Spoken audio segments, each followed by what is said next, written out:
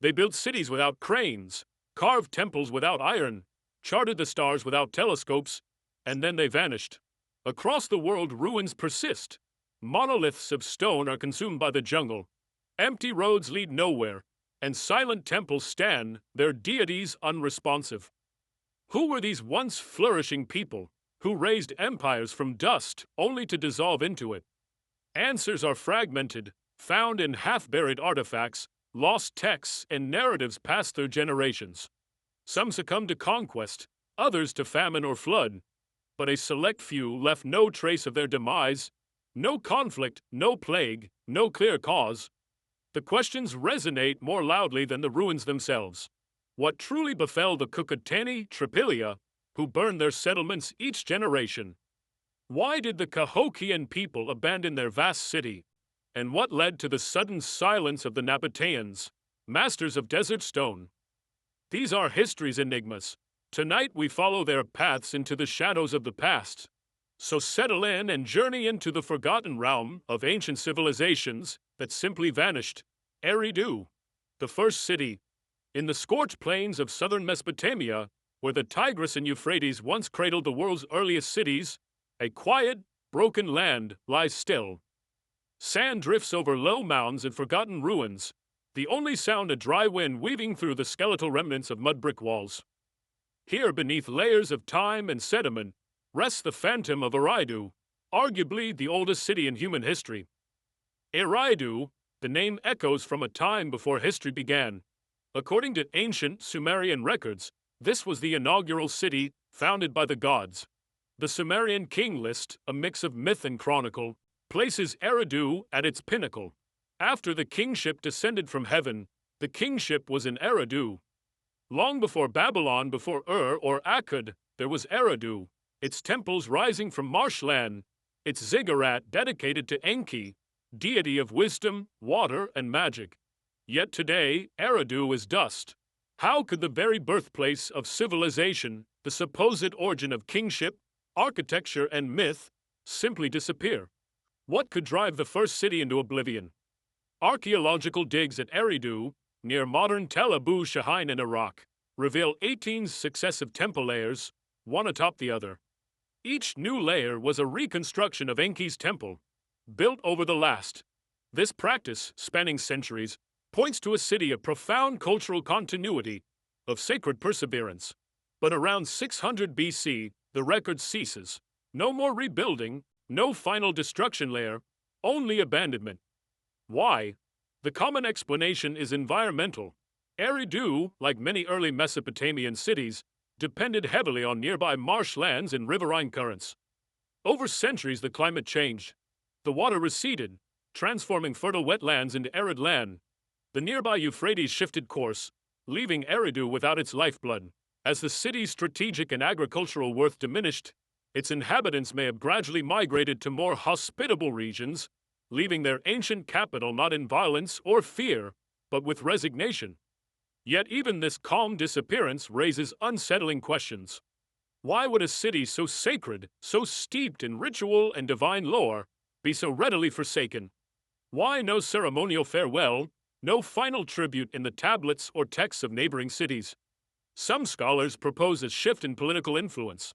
Eridu, once dominant, was eventually eclipsed by cities like Uruk and Ora. As trade routes changed and dynasties rose and fell, Eridu's importance may have simply eroded. Kings directed their attention elsewhere.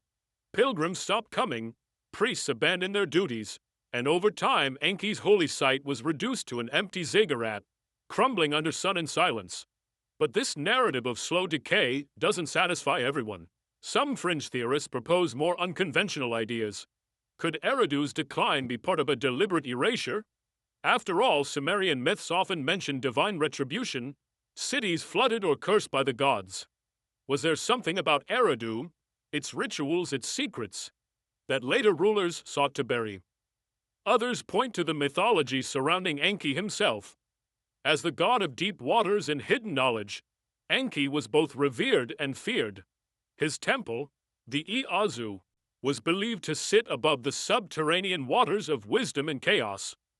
Could there have been some event, a flood, a sinkhole, a symbolic catastrophe, that rendered the site spiritually forbidden. And then there are those who question if Eridu was ever meant to survive. In some interpretations of Sumerian cosmology, Eridu wasn't just the first city, it was a prototype, a divine model destined to fade once its blueprint was cast. In this view, its disappearance wasn't failure, but fulfillment. Still, despite the theories, one fact remains. Eridu existed. It rose from the marshes, thrived for over 4,000 years, and then vanished. What remains is eerily still. Satellite images reveal a faint outline of walls and the square core of the ancient ziggurat. Scattered pottery shards hint at lives once lived here. Priests, farmers, scribes, children. But no tombs of kings, no inscriptions of downfall, no record of war or famine. Only silence. Was it a quiet end, a slow demise from thirst, or something more deliberate? An intentional fading from civilization's story? We may never know. The desert winds do not speak. The ruins lie flat and low, as if time itself has chosen to forget. Yet in that forgetting, something stirs, a question that persists. If the world's first city can vanish without a trace, what else have we already lost? What else lies buried beneath our feet, awaiting rediscovery? And so the mystery of Eridu endures, quiet, unresolved, and profoundly human. Dilmun, the paradise land. As the morning mist lifts from the shimmering waters of the Persian Gulf, a chain of low, sun-drenched islands emerges, tranquil and understated. Today, this is the modern kingdom of Bahrain. But millennia ago, this peaceful landscape was something entirely different. To the ancients, it was the heart of a land both real and mythical, a place called Dilmun. According to the oldest Sumerian texts, Dilmun was more than a city. It was paradise, a land untouched by sickness or death, where gods once walked among mortals. The tale of Enki and Ninhursag describes Dilmun as pure and sacred, blessed, abundant, and free from sorrow. It was here, the myths say, that life began. But Dilmun wasn't merely legend, it was real. Archaeological evidence centered around Bahrain's Khalid al-Bahrain, and extending into parts of eastern Saudi Arabia and Kuwait, reveals a civilization deeply connected to the sea and trade. By approximately 3000 BC, Dilmun had become a vital hub in the ancient world, linking the powerful Mesopotamian city-states with the distant Indus Valley. Copper from Oman's mountains, precious stones, timber, and exotic goods all passed through Dilmun's harbors. It grew wealthy not through conquest but through connection, thriving at the crossroads of continents and cultures. Its influence is evident in ancient seals bearing distinctive imagery, in burial mounds scattered across the desert, and in temple ruins built with a precision suggesting both engineering skill and spiritual purpose. Hundreds of thousands of burial mounds, some modest, others vast and elaborate, still dot northern Bahrain, silent witnesses to a complex society that honored its dead with care and ceremony. And yet, despite its prosperity and prominence, Dilmun disappeared. By the end of the first millennium BC, its name fades from written records. Trade diminishes, monumental burial practices cease, temples are no longer rebuilt. A once flourishing civilization recedes into history's background, leaving only scattered remnants and half-forgotten myths. Why? One explanation points to shifting trade dynamics. As new powers arose in Mesopotamia and Persia, and maritime routes adapted to changing priorities, the Gulf may have lost its central importance. Ports that had once been busy with merchants and goods became quiet. Without the constant flow of commerce, Dilmun's economic lifeline may have simply withered. Others cite internal decline, possibly driven by overextension, political fragmentation, or dynastic struggles. A civilization built on balance might not have required a catastrophe to collapse. A slow, gradual erosion could have sufficed. Communities may have migrated inland, been absorbed by rising empires, or simply left as opportunities elsewhere dwindled. But even these explanations feel incomplete. For a land described as divine, its exit from the world stage is remarkably quiet. There are no records of conquest, no signs of destruction, no laments carved into stone. Dilmun's disappearance feels more like a vanishing act than a fall. Could its sacred image have worked against it? Some historians speculate that as Dilmun's religious significance waned, so too did its perceived importance. As temples lost centrality and deities associated with the land faded from worship, the need to preserve or remember Dilmun may have diminished. In time, memory yielded to myth, the real place became a story, and the story became a symbol. Others suggest that Dilmun may not have been a single unified civilization, but rather a network of coastal communities bound by trade and belief. If so, its disappearance may not have been a collapse, but a slow merging into the larger cultures that surrounded it. In this view, Dilmun didn't end, it was simply absorbed. And then there are the more speculative ideas. Some fringe researchers propose that Dilmun's mythic aspects hint at lost knowledge, rituals or beliefs so sacred that later civilizations deliberately concealed them. Others go further, wondering if Dilmun's association with divine origins and purity was rooted in something deeper, an ancient center of knowledge or spiritual practice that left few traces because it was never meant to be found. Even the burial mounds pose questions. Why so many? Why such consistency in design over generations? Were they solely funerary or something more? And what of the sea? Some believe rising water levels or changing tides may have gradually submerged important parts of the Dilmun heartland. Harbors might have silted up, islands could have eroded or shifted.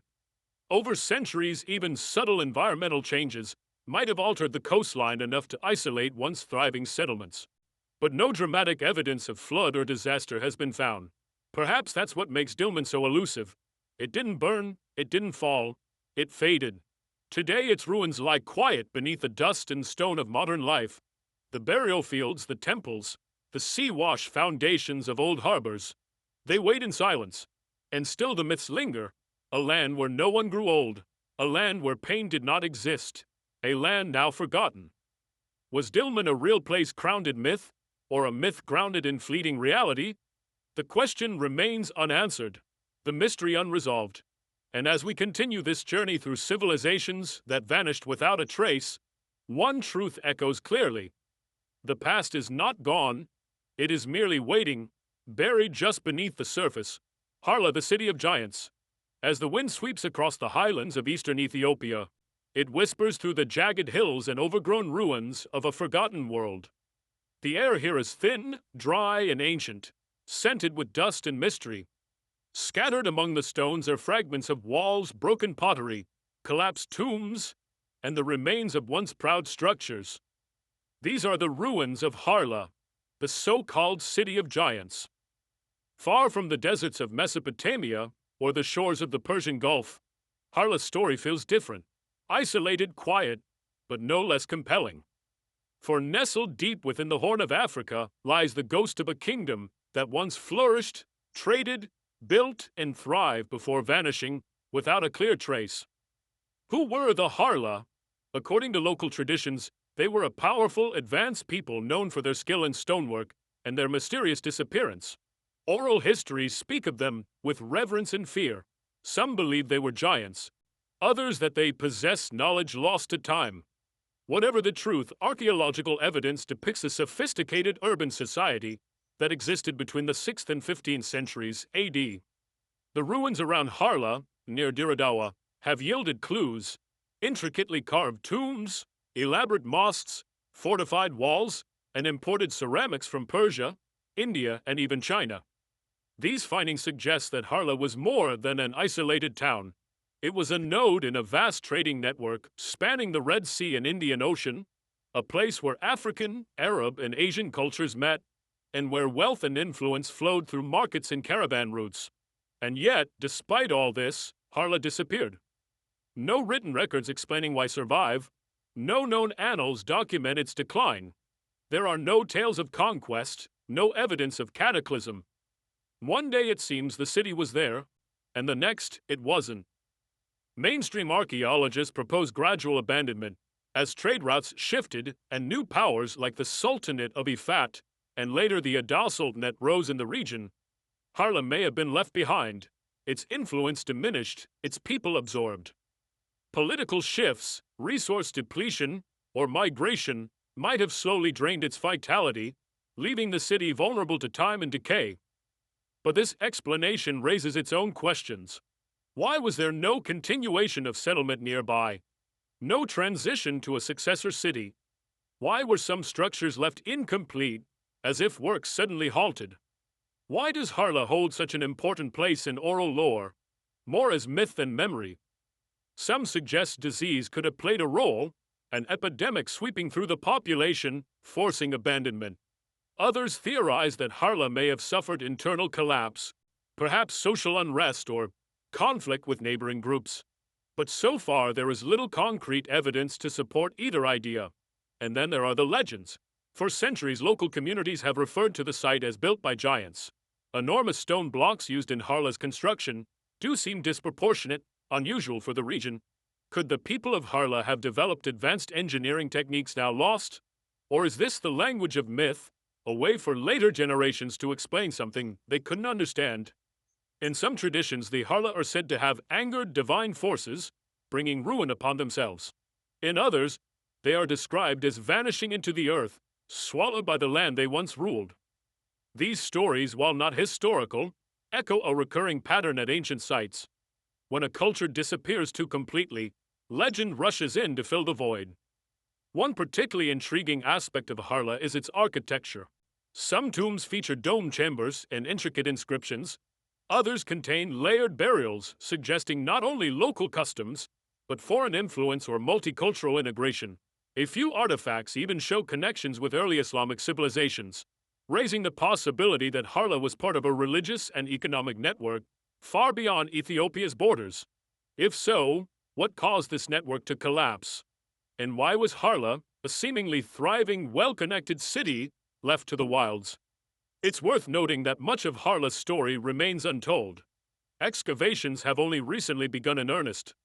Many structures are still buried beneath centuries of earth. Tombs remain sealed. Entire city quarters are unexplored. Harla's silence isn't necessarily final. It may simply be incomplete. But until more answers surface, the mystery persists. A city of trade suddenly still, a people of legend suddenly gone. Stones shaped by unknown hands standing in a land that has forgotten their names. Did the Harla vanish quietly as empires shifted? Or did something more profound, more elusive, lead to their disappearance?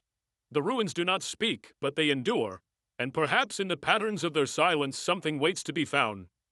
As we move from the lost city of Harla to the next civilization swallowed by time, one thought lingers: how many more worlds lie just beneath the dust, waiting to remind us that even the grandest societies can fade into whispers? Zhangzhung, the kingdom of the Sky Watchers. High in the wind-swept expanse of the western Tibetan plateau, where air grows thin and silence stretches for miles, jagged cliffs loom over ancient stones. Here, amid desolate valleys and sacred peaks, the bones of a forgotten kingdom lie buried in shadow. Walls of mud, brick, and rock crumble against the sky. Broken fortresses cling to mountainsides, their watchtowers staring across an empty landscape. This is the land of Zhangzhung, one of Asia's least understood civilizations, one that vanished with barely a trace. Before Tibet became the spiritual heartland of Buddhism, before monasteries dotted the cliffs and prayer flags fluttered across mountain passes, the kingdom of Zhangzhung ruled these lands. Mysterious, remote, and shrouded in legend, it flourished in western Tibet and parts of the Himalayas from around 1500 BC, perhaps earlier. Its people developed a culture rooted in ritual, astronomy, and a deep connection with the surrounding mountains. Zhangzhung's heart was believed to be sacred Mount Kailash, a site still revered by Buddhists, Hindus, Jains, and followers of the ancient Bon religion. In Zhangzhung tradition, Kailash wasn't just a mountain. It was the axis of the world, a celestial pillar connecting heaven and earth, and at its base, the capital city of Kyunglung is said to have once thrived, with palaces carved into cliffs and stone temples aligned to the stars' movements. But almost nothing remains of Kyunglung. Its name lingers in texts, its walls lie in ruins, and the kingdom it governed has vanished. What happened to Zhangzhung? Historically, we know that by the 7th century AD, Zhangzhung was conquered by the rising Tibetan Empire under Songtsen Gampo. The Bon religion, deeply rooted in Zhangzhung culture, was gradually replaced or absorbed by Tibetan Buddhism. Political controls shifted, fortresses were abandoned, temples collapsed, and over time the name Zhangzhung disappeared from chronicles. But that's only part of the story. Archaeological evidence is scarce and scattered. The harsh terrain, extreme altitude, and centuries of erosion have buried much of Zhangzhung beneath layers of time and silence. What we do know comes from ancient manuscripts, oral traditions, and a few fragile architectural remnants. Texts written in the lost Zhangzhung script describe rituals, cosmology, and kings whose names are barely pronounceable today, but they offer little concrete history. Some researchers believe the kingdom's fall wasn't merely military.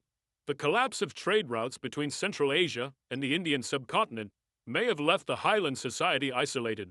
Without access to goods, ideas, or alliances, it may have slowly withered, losing influence long before its final annexation.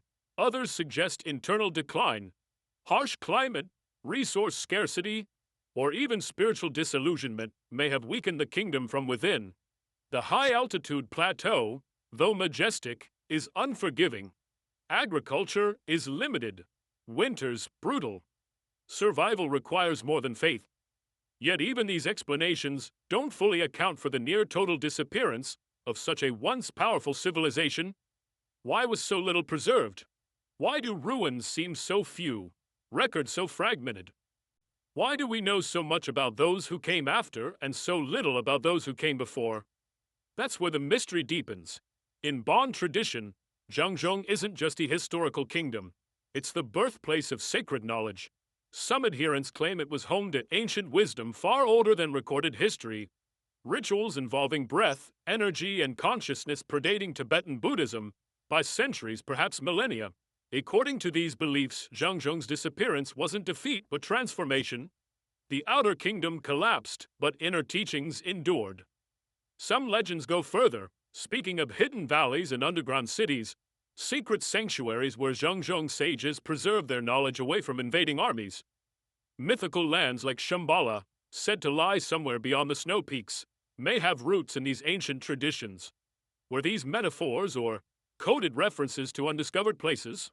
Other, more speculative theories suggest Zhangzhung's alignment with celestial events. Its temples built to mirror star movements may hint at a society far more advanced in astronomical understanding than previously believed. Some researchers propose the kingdom's sudden disappearance could be linked to a cosmic event, an eclipse, a comet, or a change in sky patterns, interpreted as an omen prompting mass migration or ritual abandonment. There are even those who wonder if Zhangzhung's fall wasn't a loss but a decision, a quiet retreat from a world no longer in harmony, a civilization that chose to dissolve rather than be conquered, to vanish into mountains and legends rather than be rewritten by history. Today, what little remains is mostly hidden. Crumbling walls, isolated cave complexes, manuscripts buried in remote monasteries. Pilgrims still circle Mount Kailash with reverence, unaware that beneath their feet may lie the ruins of a lost capital. And Bon practitioners carrying the last echoes of Zhangzhung's voice continue their rituals quietly, as they have for generations. Was Zhangzhung simply absorbed by a rising empire, or was there something more, something sacred, and forgotten? As we step away from the silent ruins of this mountain kingdom and continue our search for civilizations swallowed by time, one question lingers in the high, cold air. What if some cultures didn't disappear but chose to hide? Vijayanagara, the ghost of an empire. In the rocky heartlands of southern India, where boulders tower like monuments shaped by ancient gods, a forgotten city lies scattered across the plains. Stone temples rise from the earth like frozen echoes of devotion. Colossal pillars stand in silence, their intricate carvings weathered by centuries of wind and rain. Granite elephants, broken yet proud, guard abandoned courtyards. This is Hampi, the ghost of Vijayanagara, once among the richest, most dazzling empires the world had seen. At its peak in the 15th and 16th centuries AD, the Vijayanagara Empire was a marvel of urban planning, culture, and power. Stretching across most of South India, it stood as a bulwark against northern invasions, a defender of regional identity, and a beacon of wealth and scholarship. Foreign travelers from Persia, Portugal, and beyond described its capital as breathtaking, its markets bustling with precious stones, its palaces glittering under the sun, and its temples echoing with sacred chants.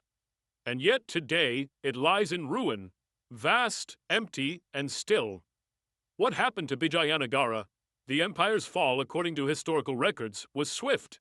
In 1565 AD, a coalition of Deccan sultanates defeated the empire's forces at the Battle of Talikota. The loss was catastrophic. Within days, victorious armies descended upon the capital. What followed wasn't merely conquest, it was obliteration. Hampi was looted, burned, and left in smoldering devastation. The city that once sparkled with gold and gemstones became a graveyard of stone. That at least is the accepted narrative. But like many historical endings, this one raises more questions than it answers. Was a single defeat enough to erase an empire of such scale and complexity? Why did no significant attempt arise to rebuild the capital or reclaim its former glory? And why, after its fall, did Vijayanagara disappear not just physically, but culturally, politically, almost spiritually, from the subcontinent's memory? The ruins themselves offer few answers. Spread across over 25 kilometers, Hampi is a vast, open-air puzzle. Temples still stand, dedicated to gods once worshipped by emperors and peasants alike. Aqueducts and canals trace the ingenuity of forgotten engineers. Market streets, though silent, hint at trade that once rivaled the greatest cities of the time. And yet, there are no signs of reconstruction, no indication of prolonged resistance or survival. It's as if, after centuries of splendor, the empire simply turned to dust. Some historians argue that Vijayanagara was too centralized around its capital. Once Hampi fell, the administrative heart was gone. The political structure couldn't adapt. Without a capital, the empire had no anchor, and remaining regions quickly fragmented under pressure from local rivals and foreign powers. Others see a more gradual decline beginning even before the battle. Shifting alliances, court intrigue, and internal divisions may have weakened the empire from within. In this view, the battle was not the cause of collapse, but its final blow.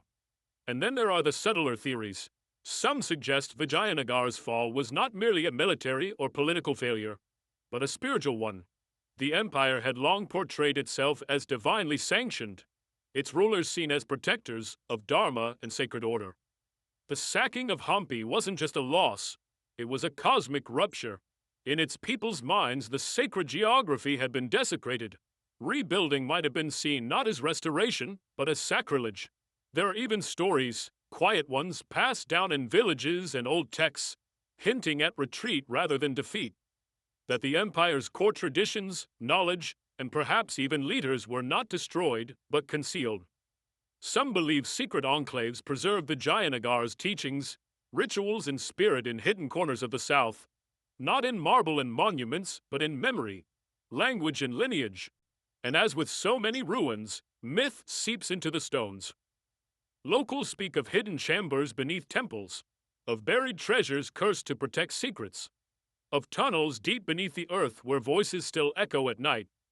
Most dismiss these as legends. But like the empire itself, they endure, half remembered, half believed. Today Hampi is a haunting landscape. The silence here isn't empty. It hums with something unresolved. The wind carries the weight of stories never fully told. Walking among fallen pillars and withered shrines, you can almost feel time hesitate, as if the city isn't truly gone, but waiting. Waiting for what? Perhaps for someone to see it, not just as a ruin, but as a question. How does an empire that ruled millions, cultivated art, music, science, and philosophy, vanish so completely in days? And what truths might still lie buried beneath the stones, silent, undisturbed, watching? As we move on from Vijayanagara's sun-baked ruins to the next lost world, one mystery remains. Can greatness ever truly vanish? Or does it only sleep beneath ruins we've yet to understand? The Zenada, whispers from the islands. Off the northwest coast of Africa, where volcanic cliffs rise dramatically from the Atlantic and winds whisper through barren lava plains, lies an archipelago both beautiful and haunted. These are the Canary Islands, sun-drenched today, but once the cradle of a lost culture. In Tenerife's remote highlands and Gran Canaria's shadowed ravines, traces linger. Caves carved into cliffs, petroglyphs etched in stone, silent burial mounds. These are echoes of the Zenata people, an ancient civilization that vanished long before the world learned to remember them. Before the 15th century Spanish conquest, the Canary Islands were home to indigenous cultures of uncertain origin. Among them were the Zenata, believed to be among the archipelago's earliest inhabitants. Most of what we know comes from Tenerife, where their descendants were later called the Guanches. But long before these final chapters, the Zenata had built a deeply enigmatic society. Who were they? Some archaeologists link the Zenata to North African Berber populations. Linguistic similarities between ancient Canarian words and Tamazight dialects suggest a prehistoric migration, perhaps by seafaring peoples or island-hopping shepherds from the Atlas Mountains. Yet how these early settlers reached the Canaries, isolated by hundreds of kilometers of open ocean, remains a mystery. Were they driven by exploration, exile, or something more spiritual? Once here, the Zenata developed a life shaped by the island's extremes. They lived in caves and stone huts, herded goats, harvested wild plants, and crafted pottery marked with geometric designs. Their society was organized into clans, their spiritual life centered on mountain worship and ancestor reverence and celestial observation. They mummified their dead with care, burying them in high mountain caves as if placing them closer to the sky. But for all their resourcefulness, they left no written records and no clear explanation for what happened next. By the time the first European ships approached the Canary Islands in the 14th century, much of what might have been Zenata culture had already fragmented. Some islands showed population decline. On others, entire settlements were abandoned. The people who remained, clinging to ancient rituals and oral traditions, spoke of a time when ancestors lived and ruled differently, as if a deeper historical layer had already faded. Why? Mainstream historians suggest isolation and internal pressures caused decline long before foreign contact. The islands, while partly fertile, are volatile, marked by volcanic eruptions, droughts, and scarce resources. Over time, overgrazing or resource depletion could have strained communities. Inter-island conflict may have fractured alliances, cutting off support between groups once bound by blood and belief. But this only explains so much. Why do so many burial sites remain untouched, their structures undisturbed for centuries? Why do the carvings, strange symbols, spirals, star-like patterns, appear in places with no clear ritual function? And how did a people with no known boat-building tradition reach one of the most isolated island chains in the Atlantic? Some theories stretch further. Fringe researchers have long speculated about pre-Phoenician or even pre-Egyptian voyages to the Canaries. Ancient maps from classical Greece and Rome describe fortunate isles far beyond the Pillars of Hercules, lands blessed by nature untouched by time. Could these be distant memories of Zenata homelands, or distorted echoes of travelers who encountered them? Others point to mythic connections. Berber folklore abounds with tales of a mysterious western land, ruled by tall, light-eyed people skilled in old ways. Could the Zenata have preserved a pocket of ancient culture long forgotten on the mainland? Or were they themselves survivors of an earlier disappearance, clinging to a fading world's last outpost? One enduring puzzle lies in their funerary customs. The Zenata practiced mummification, a trait shared with few cultures outside Egypt and the Andes. Their unique methods involve drying bodies with volcanic ash, wrapping them in skins and mats, and placing them in remote sealed cave tombs. These practices suggest spiritual depth and knowledge of preservation rare in prehistoric island societies. Why go to such lengths? What did death mean to them? Some believe these customs were tied to cosmology, that death was a transition into a mountain or a star. Others see echoes of beliefs that once stretched across continents, traces of an ancient philosophy largely forgotten. Today, the Zenata name survives only in fragments, in local myths, museum labels, faint, undeciphered inscriptions. The people themselves and their culture have long faded into time's folds. Their cave homes are empty, sacred sites overgrown, their story largely untold. Yet the land remembers. Mountains still hold the dead's bones, wind still whistles through ancient stone, carved basalt symbols remain as cryptic as ever, silent but not erased. What drove the Zenata to these islands, and what caused their world to vanish, not with battle or fire, but a whisper? As we leave Tenerife's lonely cliffs and continue through forgotten civilization's shadows, one final thought echoes in the surf. Sometimes the most profound disappearances leave no ruin, only questions carved in stone. Giraffe, the mystery of the Halil River Valley. In the baking heat of southeastern Iran, where the Halil River carves a winding path through an arid landscape of dust and stone, an ancient silence lingers just beneath the earth. Here, among parched plains and forgotten foothills of the Zagros Mountains, fragments of a lost world have surfaced. Strange stone vessels carved with animal forms and mythical beings, towering mounds concealing entire cities, and beneath it all, whispers of a civilization predating the written histories of Sumer, Elam, and Akkad. This is Gyroft, one of the ancient world's most tantalizing archaeological enigmas. Until the early 2000s, Gyroft was little more than a name, a modest region in Kerman province largely overlooked by mainstream archaeology. That changed when floods unearthed thousands of artifacts, attracting locals, looters, and eventually scientists. What they discovered wasn't just relics but the faint outline of a forgotten civilization. The artifacts were unlike anything seen before. Finely carved chloride vessels, some depicting half-human, half-animal hybrids, others etched with unknown symbols. Architectural remains hinted at, monumental structures, and a vast organized society, possibly flourishing as early as 3000 BC, rivaling or even predating Mesopotamia in complexity. But Giroff's real mystery isn't just what was found, it's what was lost. How does an entire civilization of such apparent sophistication disappear so completely from the historical record? Why did no neighboring power mention its rise or fall? And how could a culture capable of large-scale urban planning and artistic mastery leave so few written traces? Mainstream scholars offer tentative answers. Some believe Gyroff may have been part of a larger Elamite cultural sphere, absorbed into regional powers as borders shifted and new kingdoms rose. Others suggest environmental factors like earthquakes or river course changes disrupted life, causing gradual decline and eventual city abandonment. Indeed, the Halil River itself, once vital for agriculture and trade, may have shifted or dried up, leaving unsustainable settlements.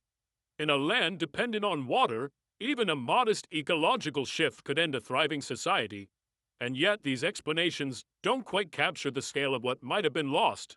The more researchers uncover, the more complex Gyroft appears.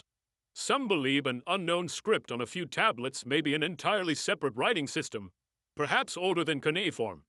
If true, it suggests Gyroft wasn't merely influenced by neighbors, but an independent cradle of civilization. This possibility sparks broader, more speculative theories. Could Gyroft represent a missing chapter in human history, a culture developing parallel to, or even ahead of the Sumerians? Was it a forgotten link from prehistoric settlements to Bronze Age urban centers? If so, what happened to its knowledge, beliefs, people? Some compare Gyroft to legends of lost eastern cities, kingdoms of immense wealth and wisdom swallowed by time. Detailed carvings, fantastical creatures, and apparent reverence for cosmology lead some fringe theorists to connect Gyroft with ancient myths of knowledge passed from forgotten ancestors. Some even speculate Gyroft was a crossroads where Central Asian nomads, Iranian plateau farmers, and early Mesopotamian traders met, exchanged, and inspired each other. If true, Gyroft's ruins may hold clues not only about one civilization, but about the fabric of early human interconnectedness. But despite intrigue, many questions remain. The site is only partially excavated. Early looting stripped artifacts of context, hindering reconstruction and interpretation. Without a deciphered script or comprehensive map, much of Gyroft's story is hidden. Even so, the land seems to remember. Each year, new discoveries emerge. Foundation walls, burial grounds, workshops. The picture clarifies but also complicates. For each answer, a new question arises. What gods did Gyroft's people worship? What language did they speak? Why carve legends into stone?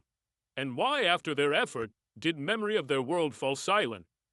As the sun sets over dusty plains, casting long shadows across half-buried stones, it's hard not to wonder what lies below, what stories remain untold in southeastern Iran's dry earth, what wisdom was lost when Giraffe disappeared, not with fire or conquest but quiet fading from time. As we journey from Giraffe's forgotten valleys to the next vanished world, one thought remains. Sometimes the greatest mysteries aren't those we remember, but those we never knew existed.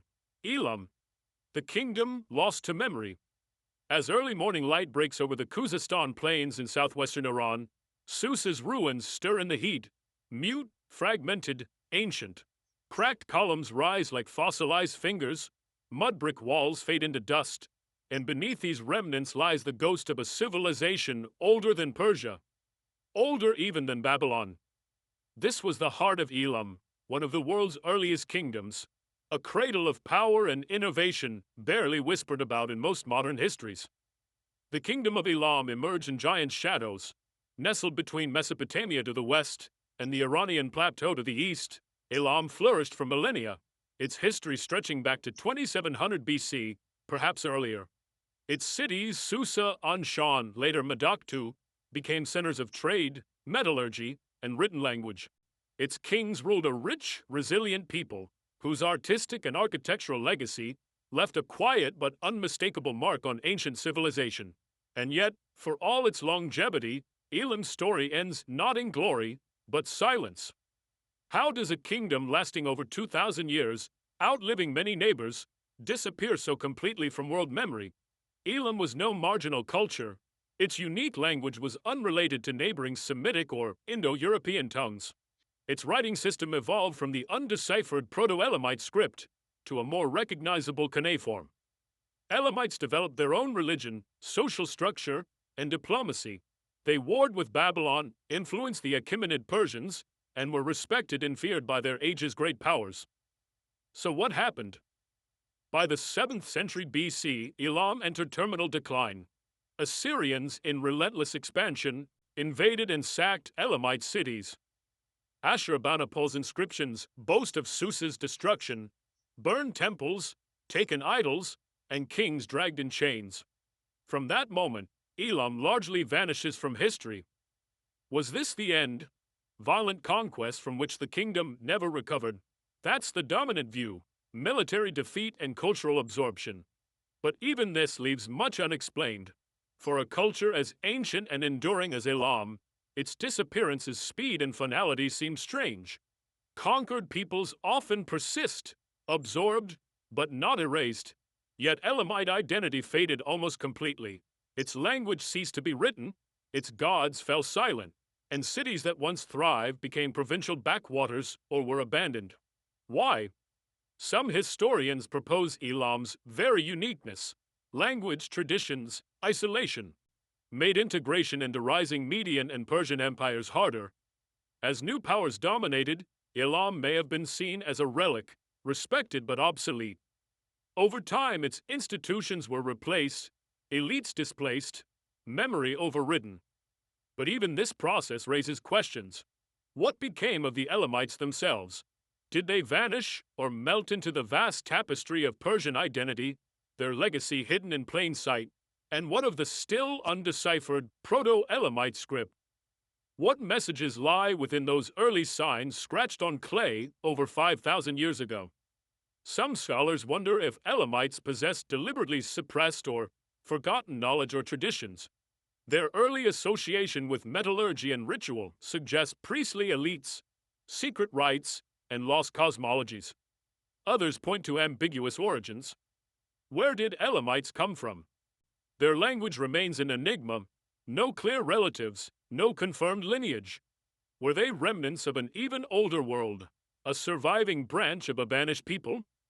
There are even those who see more than ruins in Susa's vast burial grounds and temples. They see traces of a different worldview, one not just defeated but erased. Today, Elam's remnants are buried beneath layers of later empires. The Achaemenids built on their cities, followed by Parthians and Sasanians. In time, the world forgot the kingdom that stood there. Even the name Elam became little more than a biblical footnote, its true history left to fragments and ruins. but the stones still speak, faintly, in Seuss's broken halls, on tablets in forgotten vaults, and in the undeciphered marks of Proto-Elamite script. A voice lingers, a people who built, ruled, believed, and endured, until they no longer could. What was lost when Elam fell? Not just a kingdom, but a unique thread in human civilization's fabric, one whose pattern we may never fully recover. As we leave Khuzastan's sun-baked plains and journey on, one question hangs in the desert air. If a civilization thriving for 2,000 years can be forgotten, how many more have slipped through history's cracks, waiting to be remembered? Lothal, the ancient dockyard. As dry wind sweeps across Gujarat's salt flats in western India, it stirs a forgotten past dust. Beneath heat haze and silence lie weathered brick walls, precisely laid in geometric alignment.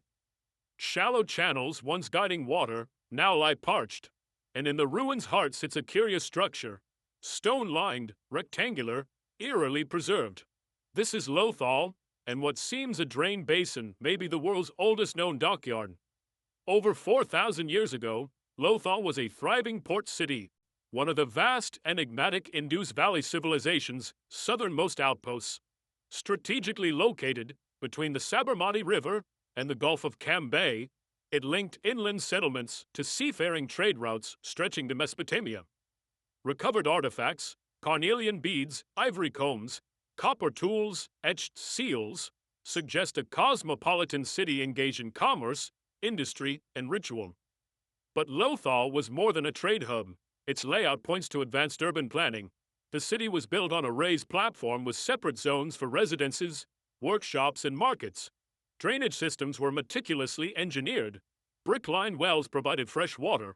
And then there's the dock, an astonishing feat for its time, complete with sluice gates, spillways, and mooring stones. Its presence implies not only maritime knowledge, but a command of hydraulic engineering rare in Bronze Age cultures. Yet this carefully planned, purposefully constructed city did not endure. Around 1900 BC, Lothal began to fade.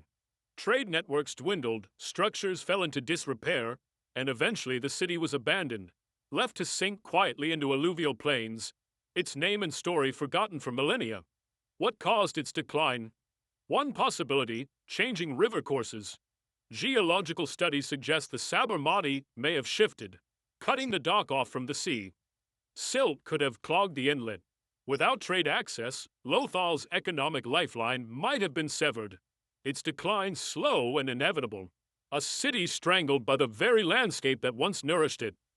Others point to environmental degradation, overuse of resources, deforestation, or farmland salinization may have reduced the city's ability to support its population. With the broader Indus Valley civilization entering instability, Lothal may have fallen victim to larger regional shifts. But some questions linger. If the dock served ocean-going vessels, where are the ships, anchors, harborside warehouses, remains of a bustling port economy? Was the basin truly a dock or another function? Some researchers propose it was a large irrigation tank or reservoir for dry months. Still others point to the uniform decline across the Indus civilization. Around Lothal's fading, cities like Mohenjo-Daro, Harappa, and Kalibangan were also deserted. No evidence of invasion or widespread violence. Instead, a gradual, almost systemic collapse pattern. Was there prolonged drought, a breakdown in civic organization, or a cultural shift leading people to abandon cities for smaller rural communities? More speculative theories linger. Some fringe voices suggest Indus people, including Lothal's, possessed lost navigation and astronomy knowledge, yet to be understood. The city's layout precision, cardinal orientation, and dock sophistication inspire curiosity. Could Lothal represent a deeper ancient science legacy, forgotten not by failure but by design? Another mystery, the undeciphered Indus script on seals and pottery. Do these symbols record trade, rituals, histories, or warnings? Until understood, much of Lothal's story remains silent, buried beneath signs we cannot read. And then, the human element.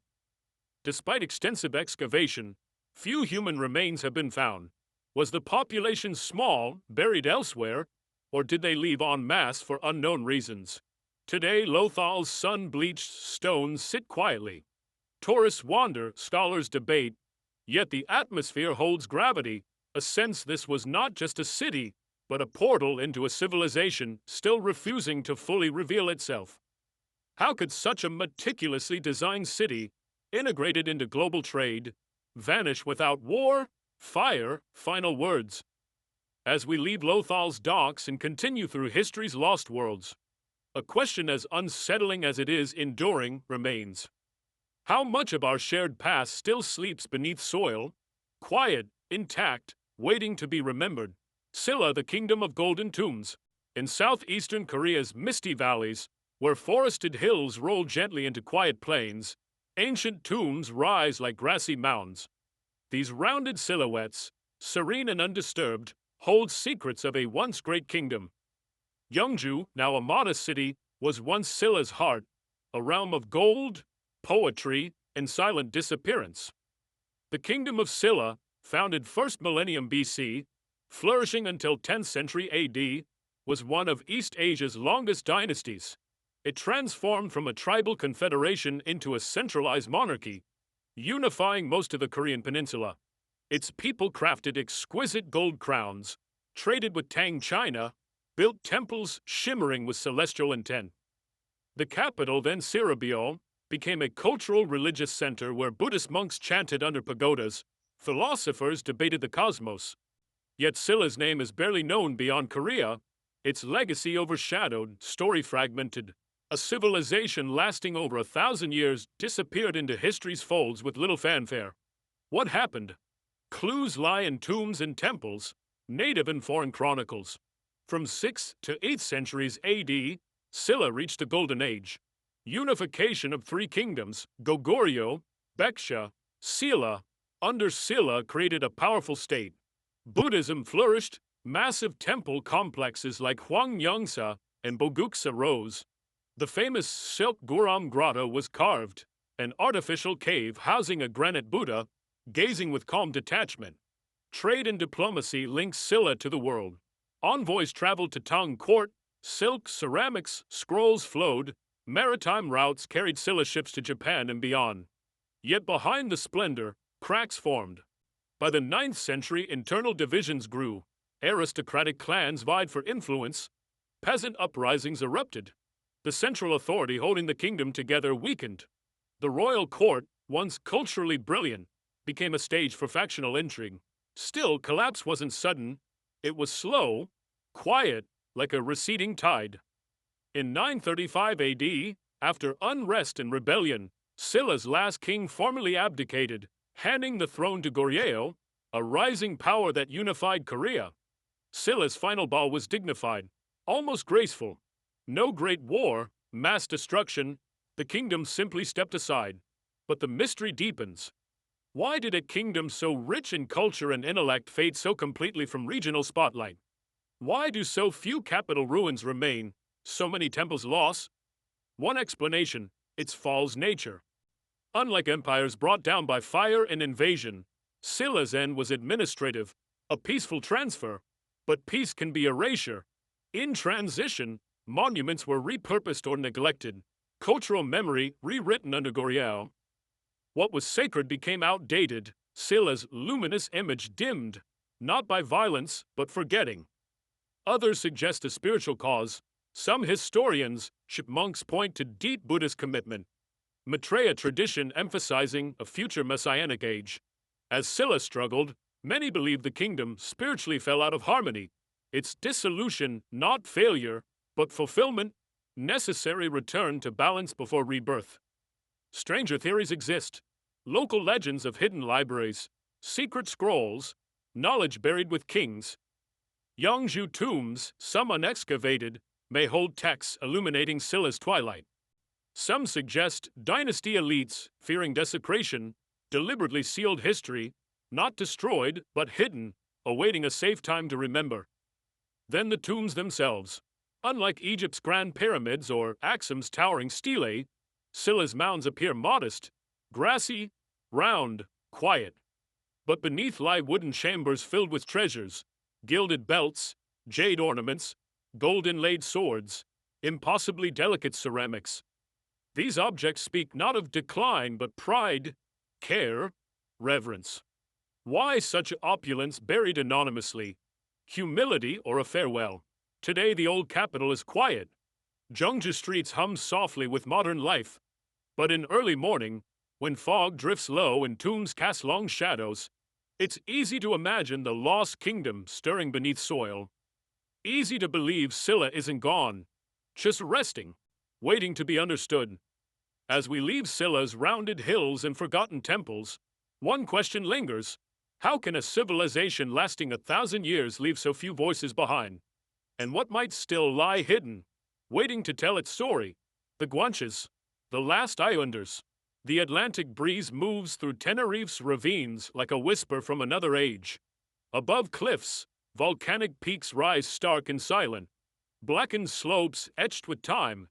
Deep in highlands, hidden caves and windswept plains hold last remnants of a people of uncertain origin, whose story ends not in fire but silence. They are the Guanches, ancient Canary Islands inhabitants, last known chapter of a civilization vanished into memory. Before 15th century European arrival, Canaries hosted distinct yet related cultures. Among them, Tenerife's Guanches stood out. Isolated in the vast Atlantic with no known open ocean navigation, they developed a society seemingly archaic yet advanced. They lived in caves, stone dwellings, practiced agriculture, animal husbandry, built sacred sites aligned with sun stars. They mummified dead with remarkably complex methods, drying bodies with volcanic ash, wrapping them in skins, placing them high in dry caves for centuries. But perhaps greatest mystery, how they got there. Canaries lie far from Africa, separated by rough seas, strong currents. Yet Guanche spoke language related to North African Berber dialects. Early European chroniclers described them as tall, often fair-skinned with light eyes. A description puzzling then and now. How did a Berber-speaking people reach such isolated archipelago without boats? Mainstream theory: ancestors arrived 1500 BC, possibly carried by early Phoenician, Carthaginian sailors who left settlers. Over centuries cut off, settlers adapted to rugged environment. As maritime knowledge faded, wood became scarce, seafaring lost. By European arrival, Guanches had no ships, island contact, or memory of arrival. But if history is isolation, it's also quiet brilliance.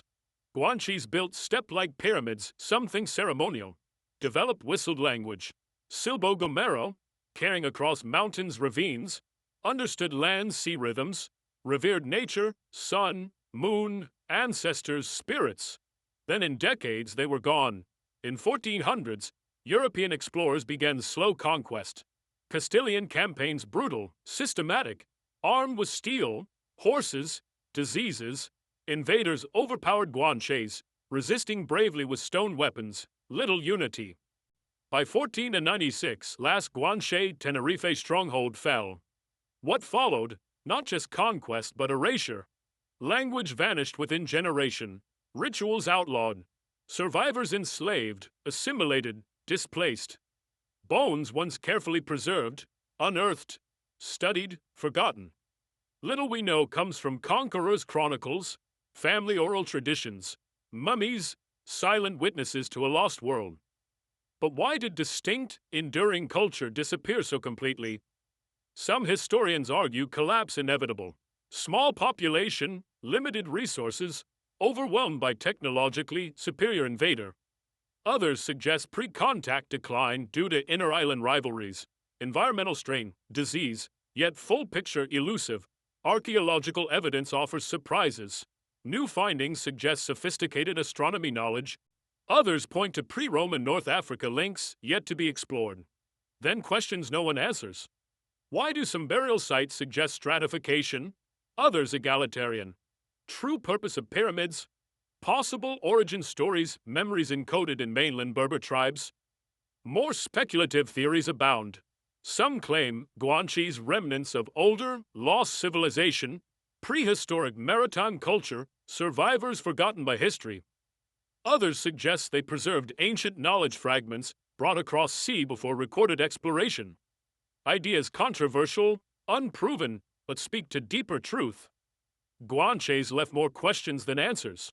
Today, presence lingers in place names, museum collections, Canarian bloodlines tracing ancestry to vanished people. Winds through high caves carry no voices, but silence isn't empty. It waits, watches. What drove Zanata to these islands? What caused world to vanish? Not battle fire, but whisper. As we turn from Tenerife's volcanic ridges and continue through forgotten civilizations, one question remains. What else lies hidden on the map's edge, waiting to be remembered? The Tismola. Steppe mysteries. Across central Kazakhstan's sweeping grasslands where wind rolls unhindered over open horizon, sky impossibly vast, lie strange stone arrangements. From air, unmistakable patterns, long rows, concentric circles, keyhole enclosures stretching across steppe like ancient messages carved into earth.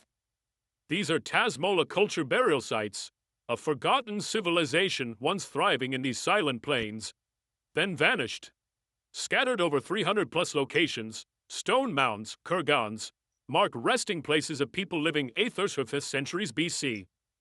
Named Tasmola from first identified site, legacy enigmatic, left no written records, surviving cities, presence undeniable, etched in stone, buried, preserved by land stillness.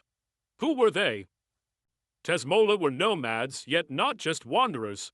Possessed refined astronomy, geometry understanding. Keyhole stone constructions often align with celestial bodies, particularly solstices, suggesting culture attuned to skies. Some mounds contain elite warriors buried with weapons, horse remains, precious ornaments. Others modest, hinting at stratified society with shared rituals. Craftsmanship subtle yet sophisticated. Artifacts from kurgans, bronze daggers, harness fittings, decorated ceramics, speak of culture at Steppe Waj Highlands crossroads, influenced by local tradition, wider Eurasian networks. Yet despite geographic reach, ceremonial complexity, they disappear quietly. Why? Mainstream archaeology, Tasmola culture evolved from earlier steppe societies, like Beshatir, Dandibay, merging into or overtaken by Saka, Scythian cultures dominating Central Asia. As larger nomadic confederations expanded, distinct Tasmola identity absorbed, customs diluted into broader mosaic. But if entire story, why Tasmola sites stand out sharply? Why alignment precision? Why ceremonial architecture consistency across distances? Some researchers, Tasmola, not just transitional culture, but independent, perhaps guardians of older, lost cosmology. Burial site alignment with celestial events, not coincidental, reflects spiritual worldview seeing land, sky as single interconnected domain. Sacred geography measured in stone, time. Others note significant settlement structure absence. Did Tasmola live in portable dwellings like yurts, leaving little behind? Or daily lives entwined with herds? Nature rhythm? Permanence never goal? Perhaps monuments not for territory, but memory. Lack of written language deepens mystery. Without texts on inscriptions, interpret world through material remains, landscape patterns. Seeing burial grounds or complex ceremonial calendars, ancestral pathways, sky maps inscribed. More speculative voices go further. Some suggest patterns visible from above resemble ancient proto-writing or early astronomical phenomena recording. Controversial but intriguing. Could Tasmola develop symbolic system lost to time, reading heavens not in words but stones? Whispers in later Central Asian folklore.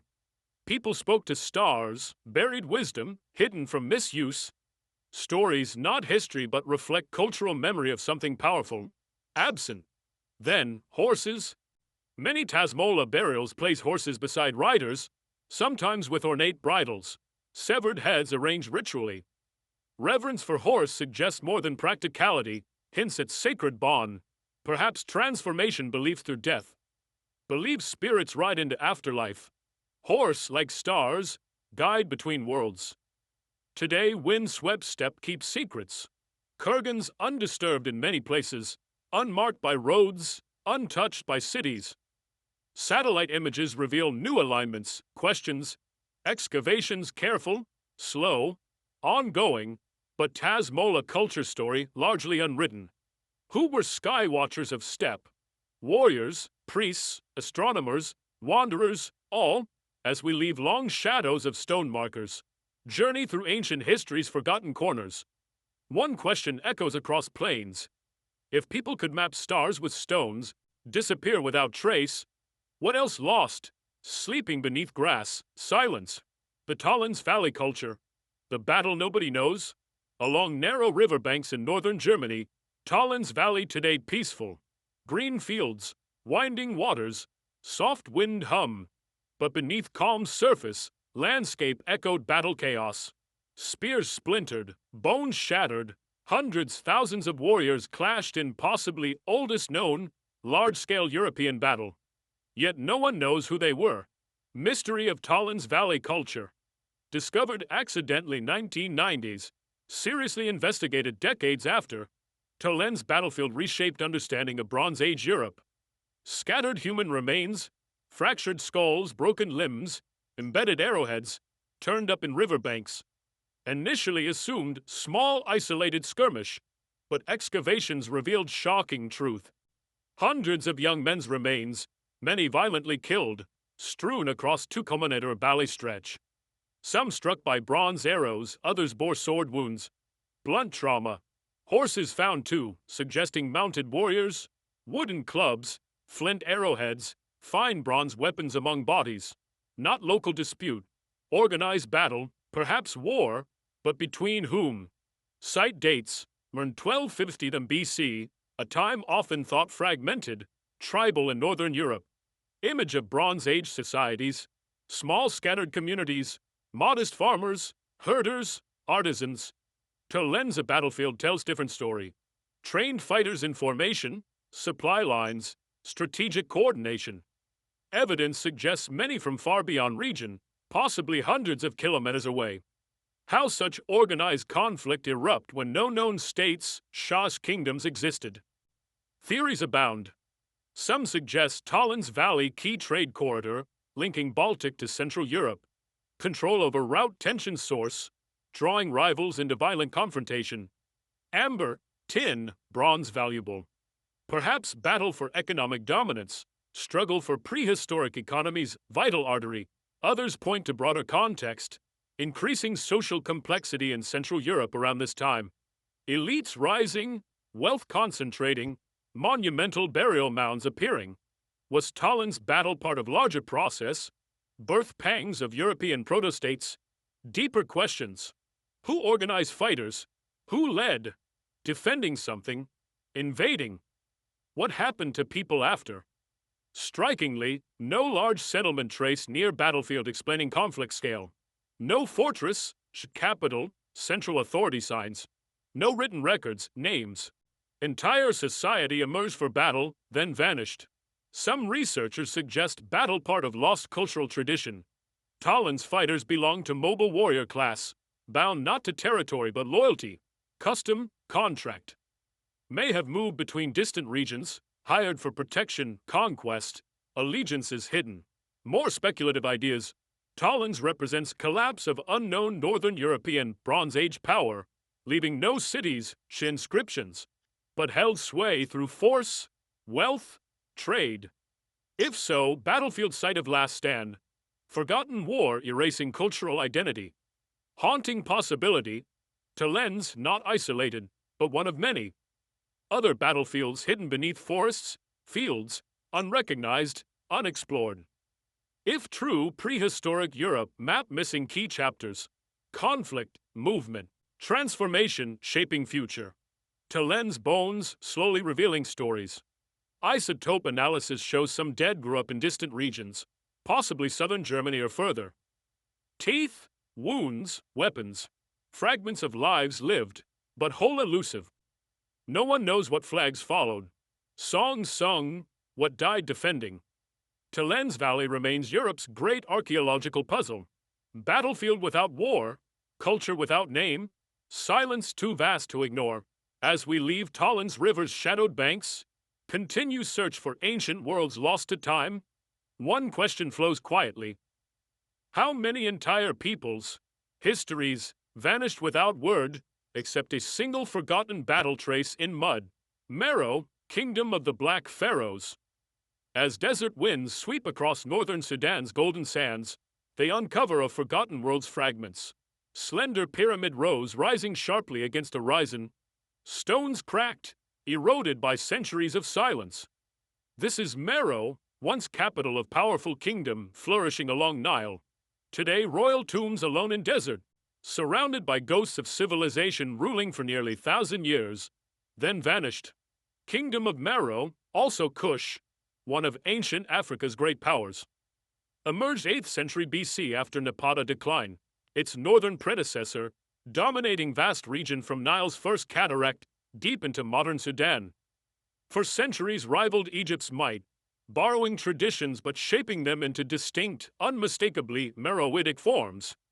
Meroe people built cities, palaces, temples adorned with reliefs of lion-headed gods, warriors in elaborate headdresses, developed written script, Meroitic alphabet, unlike any other in Africa, phonetic, elegant, used for religious administrative purposes, but to this day, largely undeciphered. And perhaps that's where mystery begins. Who were Meroites truly? What believed? What knowledge passed down in silent, unread, unspoken script? Archaeological evidence. Highly organized, culturally rich kingdom. Meroe Metallurgy Center, especially iron production. Fields of furnaces glowed, supplying tools, weapons, trade goods through Nile Valley. Kingdom maintained long-distance commerce with Egypt, Mediterranean, parts of sub-Saharan Africa. Elephants, gold, incense, ivory flowed through cities. Rulers, many queens or kandaki, not passive figureheads. Led armies, brokered treaties, governed with authority often surpassing male counterparts. Matrilineal legacy, rare in ancient world, set Meroe apart. Yet by 4th century AD, kingdom fallen, cities abandoned, language forgotten, monuments left to decay under desert sun. What happened? Historians offer theories. Environmental degradation's central role. Centuries of intensive iron smelting led to widespread deforestation around Meroe. Soil exhaustion, agricultural collapse. As the land dried, population thinned, kingdom's internal strength crumbled. Others point to shifting trade routes. With Axum rise in Ethiopia, Mediterranean commerce changes. Meroe cut off from economic lifelines. Wealth diminished, power waned, rivals moved in. 350 AD, Axumite king Azana claimed Meroe conquest. Inscriptions boast victory, city razing, fortress breaking. But no corresponding Meroitic records survive to tell other side.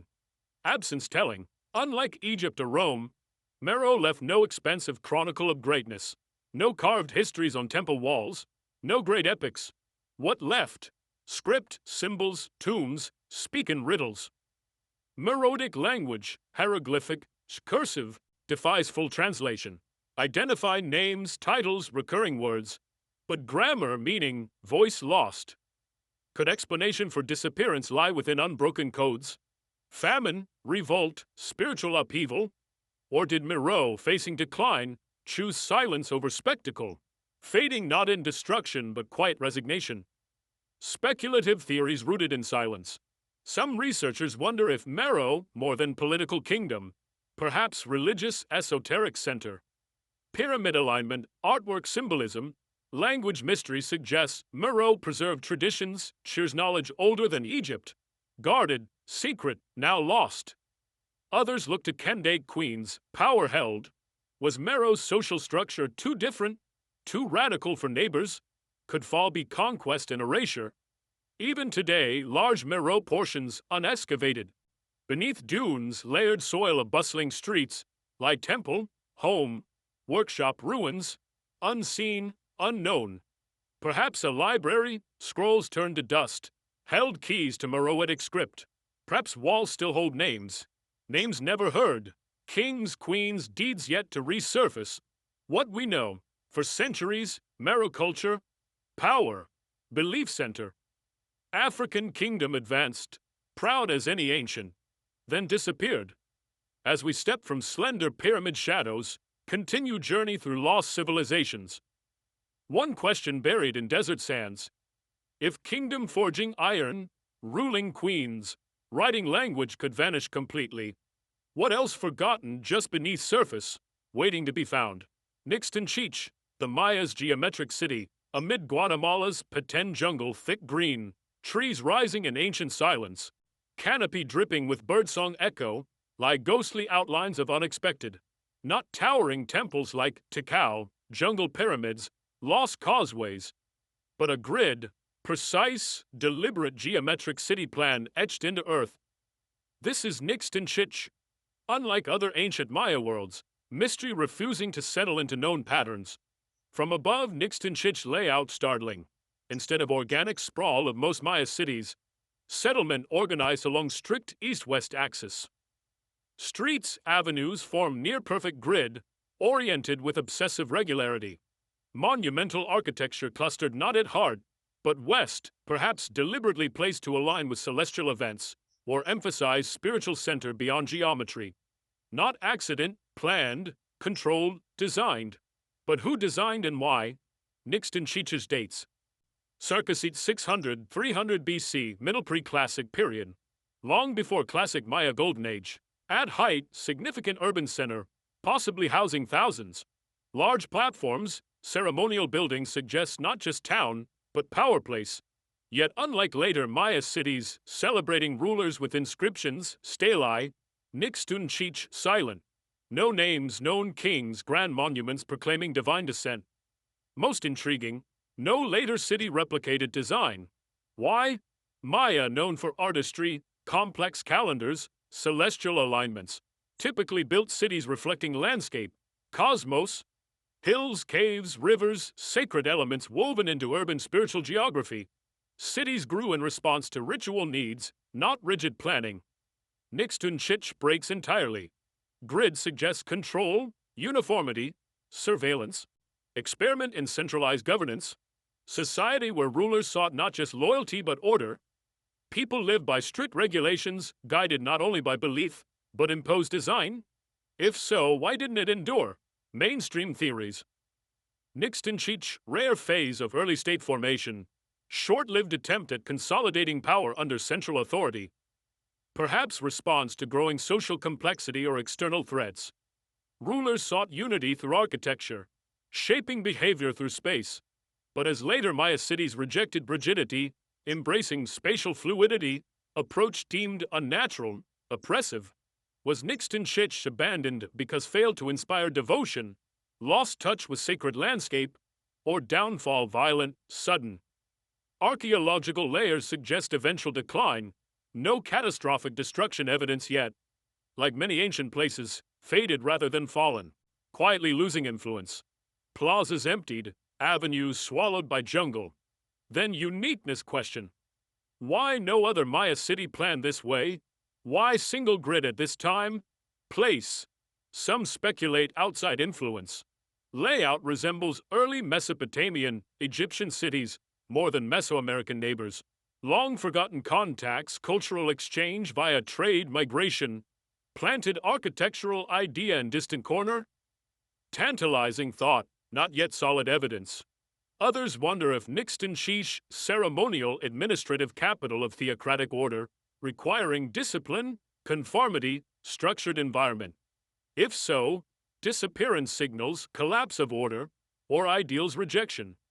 Stranger theories still, cities' rigid symmetry, lack of later imitation, led some to propose never meant as traditional city, but ceremonial blueprint, physical manifestation of cosmological map, earthly imitation of otherworldly vision.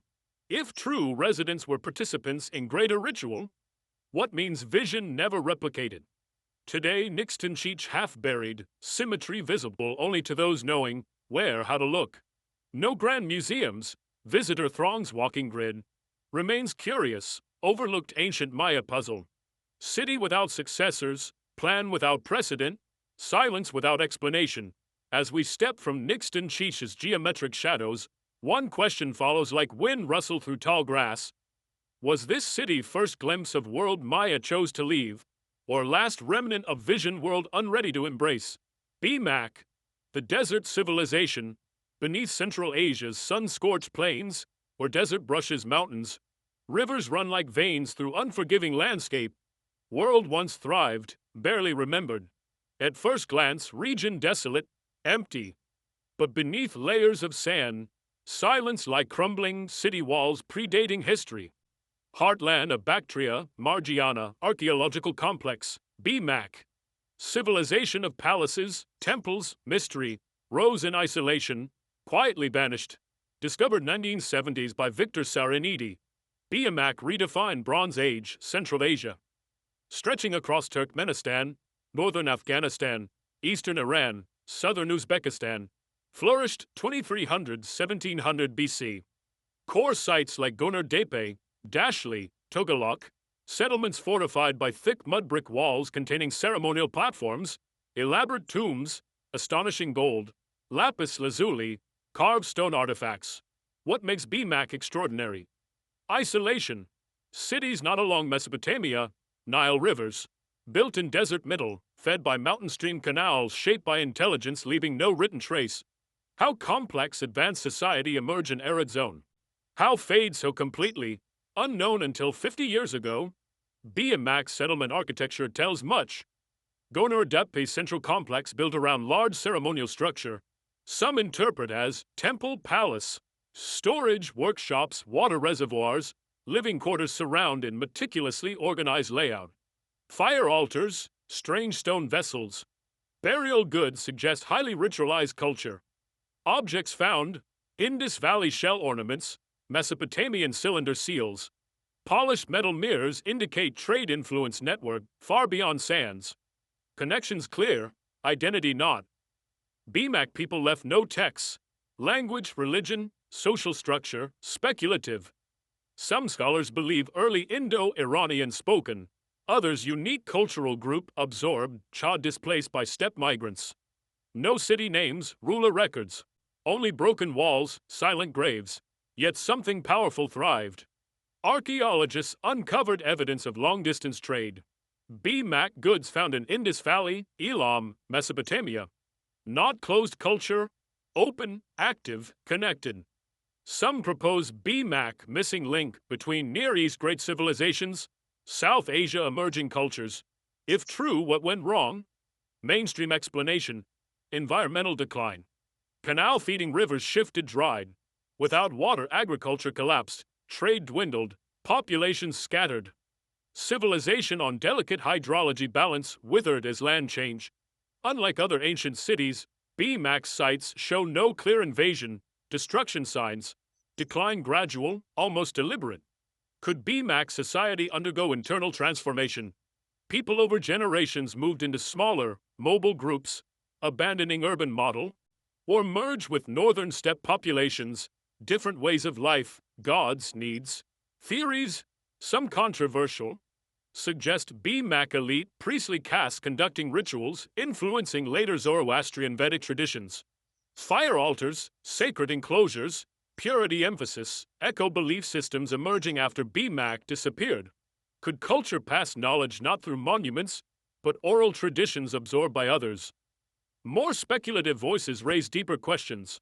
Why BMAC appears suddenly, fully formed? Truly local development? Or transplanted tradition by forgotten seafarers, she migrants whose homelands lost to time? Why artifacts bear traces of other civilizations, yet distinct, unmistakable style? Perhaps most haunting, emptiness left behind. BMAC collapsed, left no successor state, cultural error. Cities fell silent, roads vanished, language died with last speakers. Today, wind moves through Gonar Tepe, Dashli ruins, brushing sun-baked bricks, half-buried walls. Altars cold, canals dry, yet something lingers. Presence, question, world just out of reach. As we leave Central Asia's forgotten temples, move deeper into ancient unknown, one question follows like shadow across steppe. How many worlds like BMAC flourished in silence? Buried by sands they turned to life. The Nuragic civilization, towers of stone. In Sardinia's windswept hills where olive trees twist in ancient silence. Rocky outcrops rise like sleeping giants.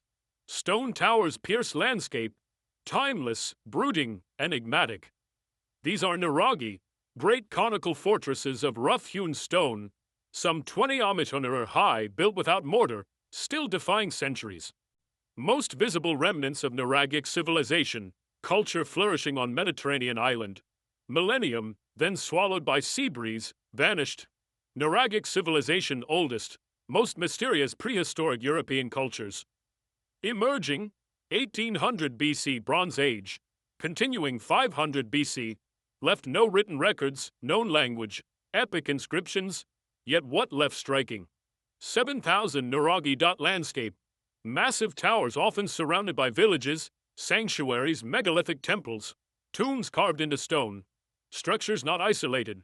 Many Nuragi positioned across sightlines, forming network, possibly communication, defense, ritual, some single towers, others complexes with levels, spiral staircases, courtyards, wells deep in rock.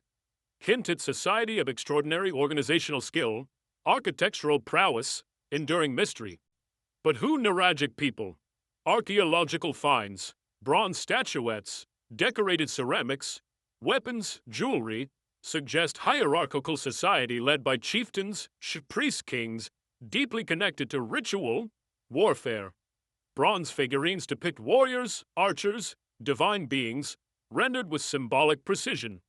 Stone circles. Sacred wells speak to spiritual life linked to nature cycles, celestial observation. Yet for richness, origins uncertain. Did Nuragic culture evolve from earlier Sardinian Neolithic peoples? Or part of broader Bronze Age seafaring cultures wave across Mediterranean? Architecture no clear parallel. Customs hints of Mycenaean, Cycladic influence. Distinct, intensely local. Most perplexing, how long endured, 1,000 years, left so little trace beyond stone, metal. Then around end of 1st millennium BC, Nuragic world fades. Towers no longer maintained, settlements shrink, culture disappears from record. Why? Mainstream theories suggest gradual decline due to shifting Mediterranean power dynamics. By 9th or 8th centuries BC, Sardinia increasingly drawn into Phoenician, Carthaginian, later Roman orbits. Trade shifted, new political systems rooted. Nuragic people absorbed, distinct culture diluted until only stone remained. Theory leaves gaps. Why Nuragic elite vanished completely? Why towers abandoned, not repurposed? Why no transitional phase adaptation evidence, only disappearance? Some researchers propose internal causes, resource depletion, drought, conflict. Sardinia's rugged terrain made large-scale agriculture difficult. Political fragmentation, unrest, weakened cohesion. Towers, once unity power symbols, became relics of disordered past. Yet more speculative suggestions. Some believe Nuragic people retreated from coastal areas as foreign powers arrived. Not defeat but resistance, preserving life inland. Others point to bronze figurine, temple complex craftsmanship, suggesting elite priesthood deliberately dissolved institutions, perhaps response to changing cosmological beliefs, external pressures. More fringe theories. Sheer uniqueness of Nuragi. Why built with scale, effort, numbers? Only fortresses, or astronomical purposes, solstice, equinox, markers, structures like Nuraghe, Santuantine, Sunaraxi appear oriented to celestial events. If so, civilization governed not just seasons, but stars, changes in cosmic order, real perceived, role and decline. Even today, Nuragic people strangely absent from successor cultures' mythologies. Romans encountered ruins, said little of builders. Sardinian folklore vaguely speaks of gigantes, giants roaming island, raising towers, moving stones, echoes of too distant cultural memory. Nuragic civilization left no words. Conquest on decline chronicles. Only stone towers, bronze warriors, haunting silence of people whose world built to last, yet didn't. As we move beyond Sardinia's stone sentinels, continue through forgotten civilizations, one question rises. What world builds monuments meant to endure, then walks away without trace? Guayabo, Costa Rica's forest city, High in Costa Rica's central highlands, misty foothills, dense cloud forests breathe in silence. Vines crawl over moss-covered stone, a place few heard of, many walk past unknowingly. Guayabo name whispered through trees, etched into volcanic rock, buried beneath centuries of soil. Here among towering ceiba trees, tangled roots, forgotten foundations of lost city stand. Round stone platforms, ceremonial causeways, aqueducts still channeling water. Remnants of culture once thrived, disappeared without trace. Guayabo, largest, most important pre-Columbian archaeological site in Costa Rica. Shrouded in obscurity, on Turrialba volcano slopes, site covers 200 hectares, small fraction excavated. Revealed remarkable, stone-paved roads through forest, drainage, Josh aqueduct systems still functioning in rainy season. Demonstrate advanced engineering, chalk hydraulic design. Massive circular platforms of river stones once held wooden structures, homes, temples, communal buildings. Intricately carved petroglyphs, spirals, animals, abstract symbols. Peak from moss, trying to speak across time. But who built? Why leave? Carbon dating, Guayabo inhabited 1000 BC, peaked 600, 900 AD. Supported few thousand people. Complex society, agriculture, trade, religious practice. Strategic location, fertile soil, fresh water, view across land. From here, leaders controlled movement, communication across central Costa Rica. Yet by 1400 AD, abandoned. Long before Spanish arrived, wrote name, rulers, gods. Mainstream explanations, quiet decline, environmental shifts, soil exhaustion, internal conflict. Some believe community relocated, dispersed into smaller sustainable settlements deeper in jungle coast. But destruction absence telling. No warfare, invasion evidence. Burned structures, mass graves. City left with intention, ritually perhaps. Slowly, as if people knew time to go. Why? Volcanic activity possibility. Guayabo in Turrialba's shadow. Volcano known for eruptions. People interpreted earth rumblings as warnings. Read nature signs, land turns sacred, dangerous. Others point to site's enigmatic nature. Petroglyphs, jaguars, crocodiles, spirals representing water, cosmology, undeciphered symbols. Guayabo more than city, ceremonial center abandoned, one spiritual purpose fulfilled. More speculative theories, connections to wider pre-Columbian networks. Some archaeologists believe Guayabo part of cultural sphere into northern South Central America, unrecorded mosaic of shared beliefs, trade. City decline linked to broader regional shift, not fully understood. Then architecture. Raised stone mounds, perfectly circular, built with precision, unlike other Mesoamerica. Design mirrored cosmological concepts, circles representing time's cyclical nature, sun, eternal flow. Roads, some connecting far beyond sight, suggest not isolation, but integration. Links to peoples, places, untold stories, yet no inscriptions found, no names, kings, gods, silence haunting, city built with care, stone water mastery, left no voice, only wind murmur through leaves, water drip through still working aqueducts, occasional bird call echoing. Society valued oral tradition over written, past knowledge stories until migration, disaster severed chain, or Guayaba, one of many centers from culture history never recorded, never conquered, chronicled, chance to endure beyond forest walls ungiven. Today, jungle reclaims heart of people. Vines twist around ancient roads. Platforms sink slowly.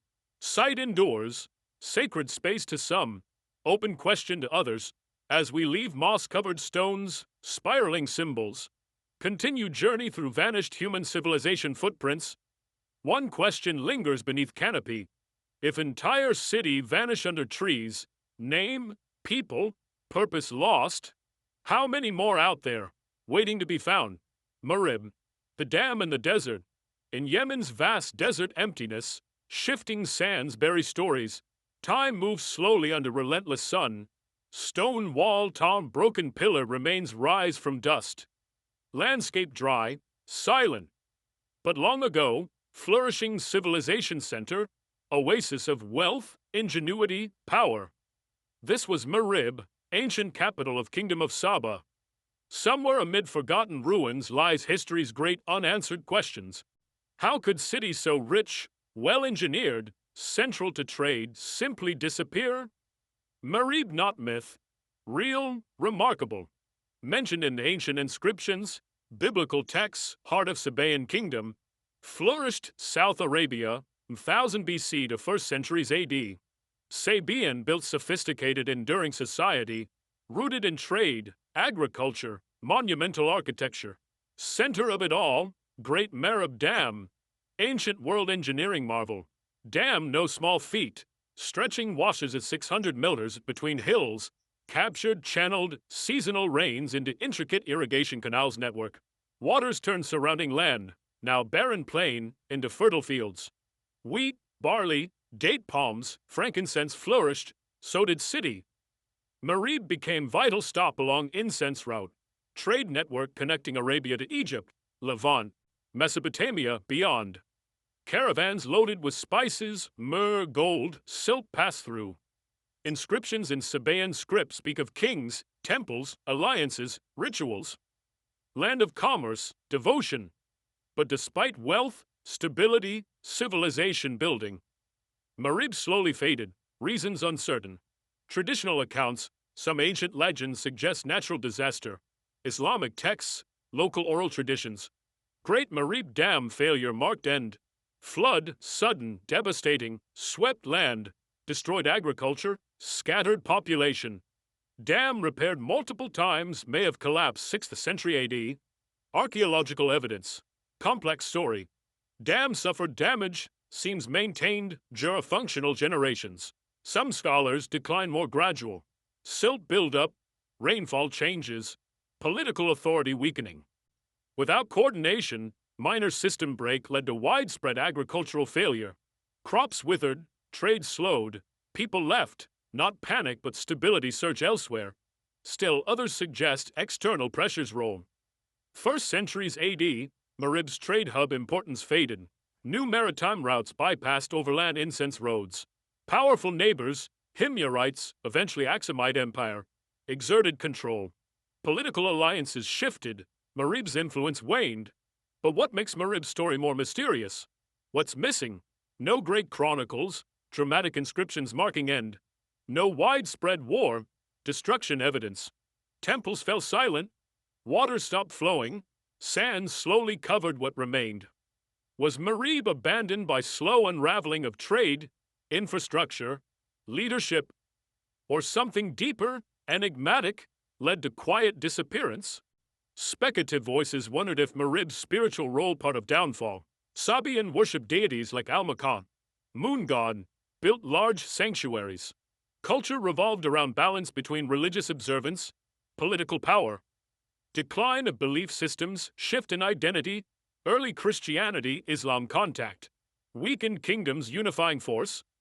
Others draw attention to uncanny astronomical alignment, precision, temple symbolism, enduring silence around fall. Watching stars for guidance, interpreted signs, celestial or otherwise, as reason to leave.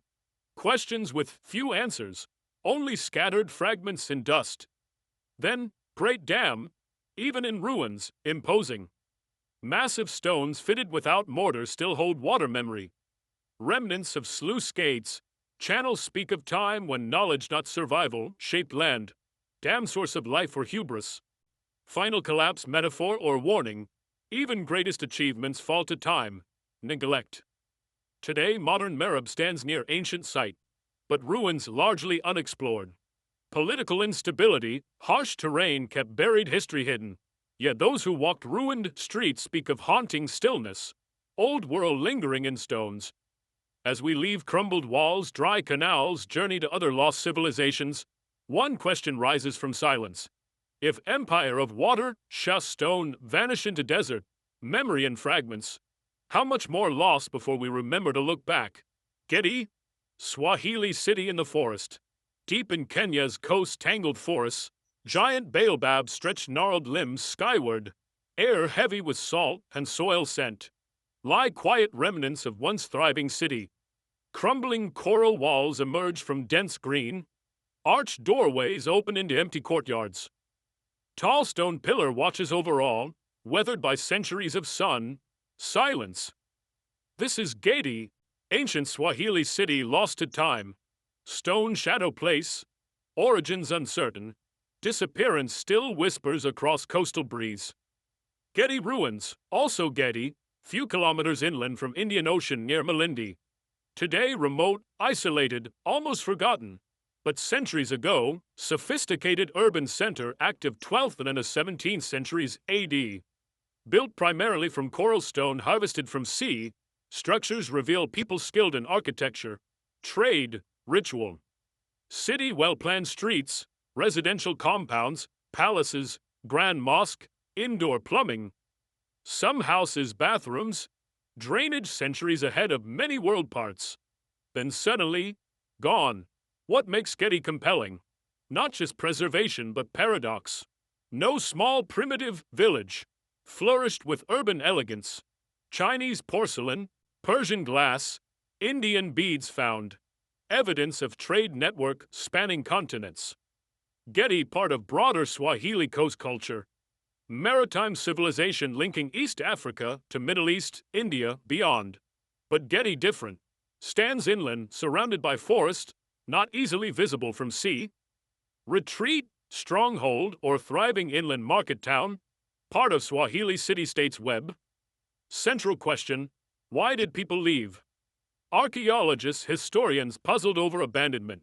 No warfare record, plague, natural disaster signs, buildings not violently destroyed, but left in place. Untouched, uninhabited. Grand mosque intact. Tombs not defaced. City seems abandoned with care, perhaps reverence. One explanation, shifting trade routes. Indian Ocean maritime patterns evolved. Portuguese ships dominated 16th century. Inland cities like Gedi lost strategic Bosch commercial value. Traders moved elsewhere, wealth followed, cities' purpose withered. Others cite environmental change possibility. Regions' groundwater, managed through ancient wells, may have depleted. Changing climate or freshwater salinization made daily life difficult. Without reliable water, population forced to migrate. But theories unsatisfying. Why complete silence? Why no oral histories preserve Gedi's story? Why later generations forgot? Some speculate spiritual factors. Swahili coast, influenced by Islam since 10th century AD, maintained older pre-Islamic beliefs. Gedi associated with curse or sacred event. Local legends speak of spirits, jinn guarding city.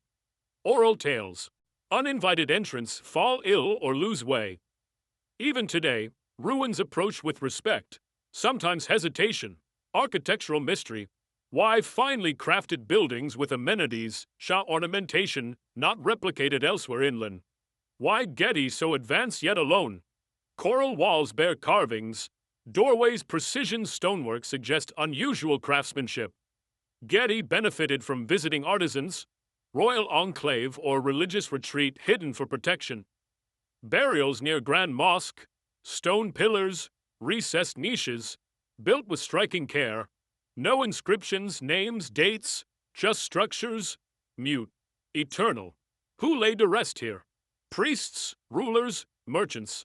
Objects left, imported ceramics, delicate jewelry, coins, ritual vessels. Suggest prosperity, city alive with trade, ideas, wealth until suddenly wasn't. Some fringe theories propose distant causes. Disease by foreign ships, sudden droughts, regional Swahili urbanism collapse. Others hint at cultural transformation. Gedi's population merged with coastal groups, assimilated into port towns, or chose to leave for safety, opportunity. Today, Gedi rests beneath trees, watched by monkeys, wind rustle. Coral stones cool in shade, silence deep, doesn't feel empty, feels suspended, question waiting answer. As we step through ancient archways, continue journey across vanishing human civilization footprints, one thought lingers. How many cities like Gedi pulse with life, trade, culture, swallowed by silence, leaves, leaving only birdsong, absence riddle, Pachachapoya. Warriors of the clouds. High in northern Peru's cloud forests, green mist rolls through mountains like breath over forgotten stone. Moss hangs from trees like ancient veils, stand remnants of vanished people. Towering stone walls loom above steep cliffs. Circular buildings scattered across lush ridgelines, carved into rock faces, silent, hollow-eyed tombs of long gone. Realm of Chachapoya, so-called warriors of clouds, mysterious civilization flourished in Andean highlands, then mist-like disappeared. Chachapoya, not empire, but network of highland societies in rugged rain-soaked region between Andes' Amazon basin. Terrain formidable, jagged cliffs, narrow plateaus, dense forests resisting exploration. Yet amid harsh conditions, Chachapoya constructed stone cities, monumental striking in isolation. Most famous, Quelap, perched over 3,000 meter above sea level. Massive fortress-like complex enclosed by walls up to 20 meters high. Inside 400 circular structures, many once cone-roofed, adorned with limestone geometric friezes. Climbing steep stone ramps, standing in misty confines, feel presence of people commanding world without conquering, through spectacle. Yet for grandeur, Cuelap, broader Chachapoya legacy unknown to outside world until recently. Chachapoya culture reached height 800 to 1470 AD. Not Inca-like empire. Formidable, resilient, organized, territorial. Spanish chroniclers describe them as tall, fair-skinned, independent. Homes, temples often built in places few dared settle. Cliff edges, gorges, fog-drenched ridges. Burial practices equally daring. Mummified corpses placed upright in sarcophagi on sheer cliff faces. Unreachable without ropes, sheer ladders. But late 15th century Chachapoya, no longer independent. Expanding Inca Empire launch campaign. Despite stiff resistance, Chachapoya conquered, absorbed into Incan state. Leaders displaced, people resettled across empire. Cities like Quelap gradually emptied. Beginning of disappearance? Possibly. Incas, efficient administrators, often dismantled conquered power structures. Chachapoya elites removed. Religious centers reoriented, abandoned. Traditional ways interrupted. Over time, distinctive identity faded into larger imperial fabric. Not erased, but diluted. Then came Spanish. European arrival early 16th century brought Inca Empire collapse. Chaos to lands it ruled. Chachapoya, like many groups, rebelled against Inca, aided Spanish, but hope for autonomy short-lived. Spanish brought disease, exploitation, further dislocation. By 17th century, Chachapoya all but vanished from records. Only conquests chused disease and civilization. Some scholars think not.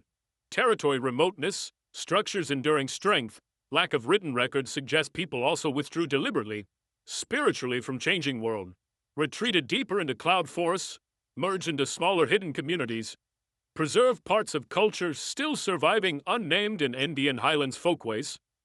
Archaeological discoveries challenge assumptions. New tombs found, filled with textiles, pottery, intricate funerary masks.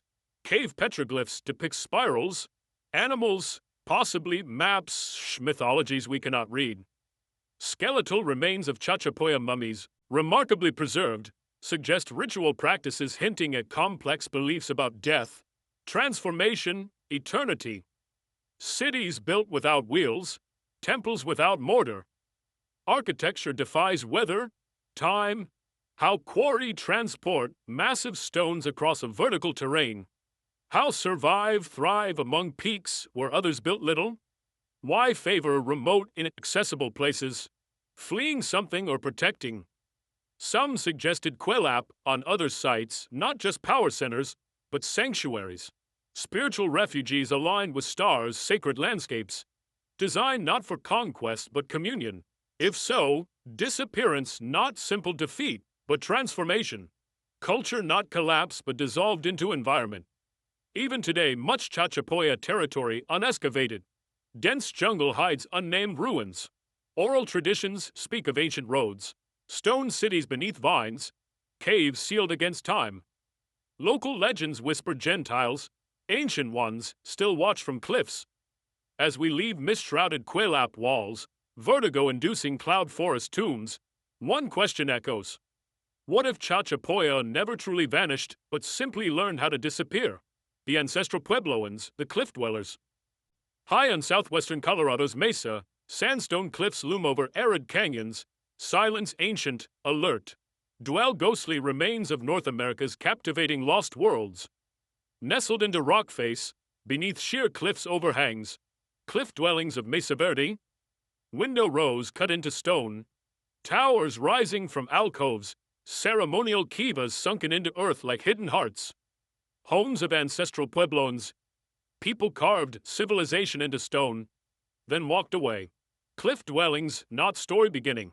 For centuries prior, Sharon 600 AD, ancestral Puebloans lived atop mesa in pit houses, above-ground pueblos, circular kivas, straight-walled rooms, structures aligned with sun. Over time, architecture more sophisticated. Towers rose, reservoirs built, trade routes stretched hundreds of miles. Late 1100s AD, something changed. Families began building into cliffs, excavating, jaw-shaping villages under rock shelters. Some settlements, Cliff Palace, Spruce Tree House, contained 100 rooms reached by ladders, handholds in stone. Protected from elements, cliff dwellings, remarkable condition today, haunting precision, scale. Late 1200s, just century later, empty. No one knows exactly why. 20,000 people once lived in Mesa Verde region. By 1300 AD, dwellings abandoned, fires extinguished, ladders removed, vibrant culture flourishing in canyons, disappeared quietly, completely. What caused exodus? Archaeologists, converging factors. Prolonged drought, late 13th century, made farming, difficult and dry landscape, unsustainable. Depleted soil, limited water sources drove families to seek fertile ground. Evidence of growing conflict. Defensive architecture, hastily abandoned rooms, cliff-dwelling construction itself, sheltered, hidden, difficult to reach, suggest community increasingly concerned with security, under threat from neighbors or from within. Some believe internal tensions over resources, leadership, spiritual interpretation created fractures.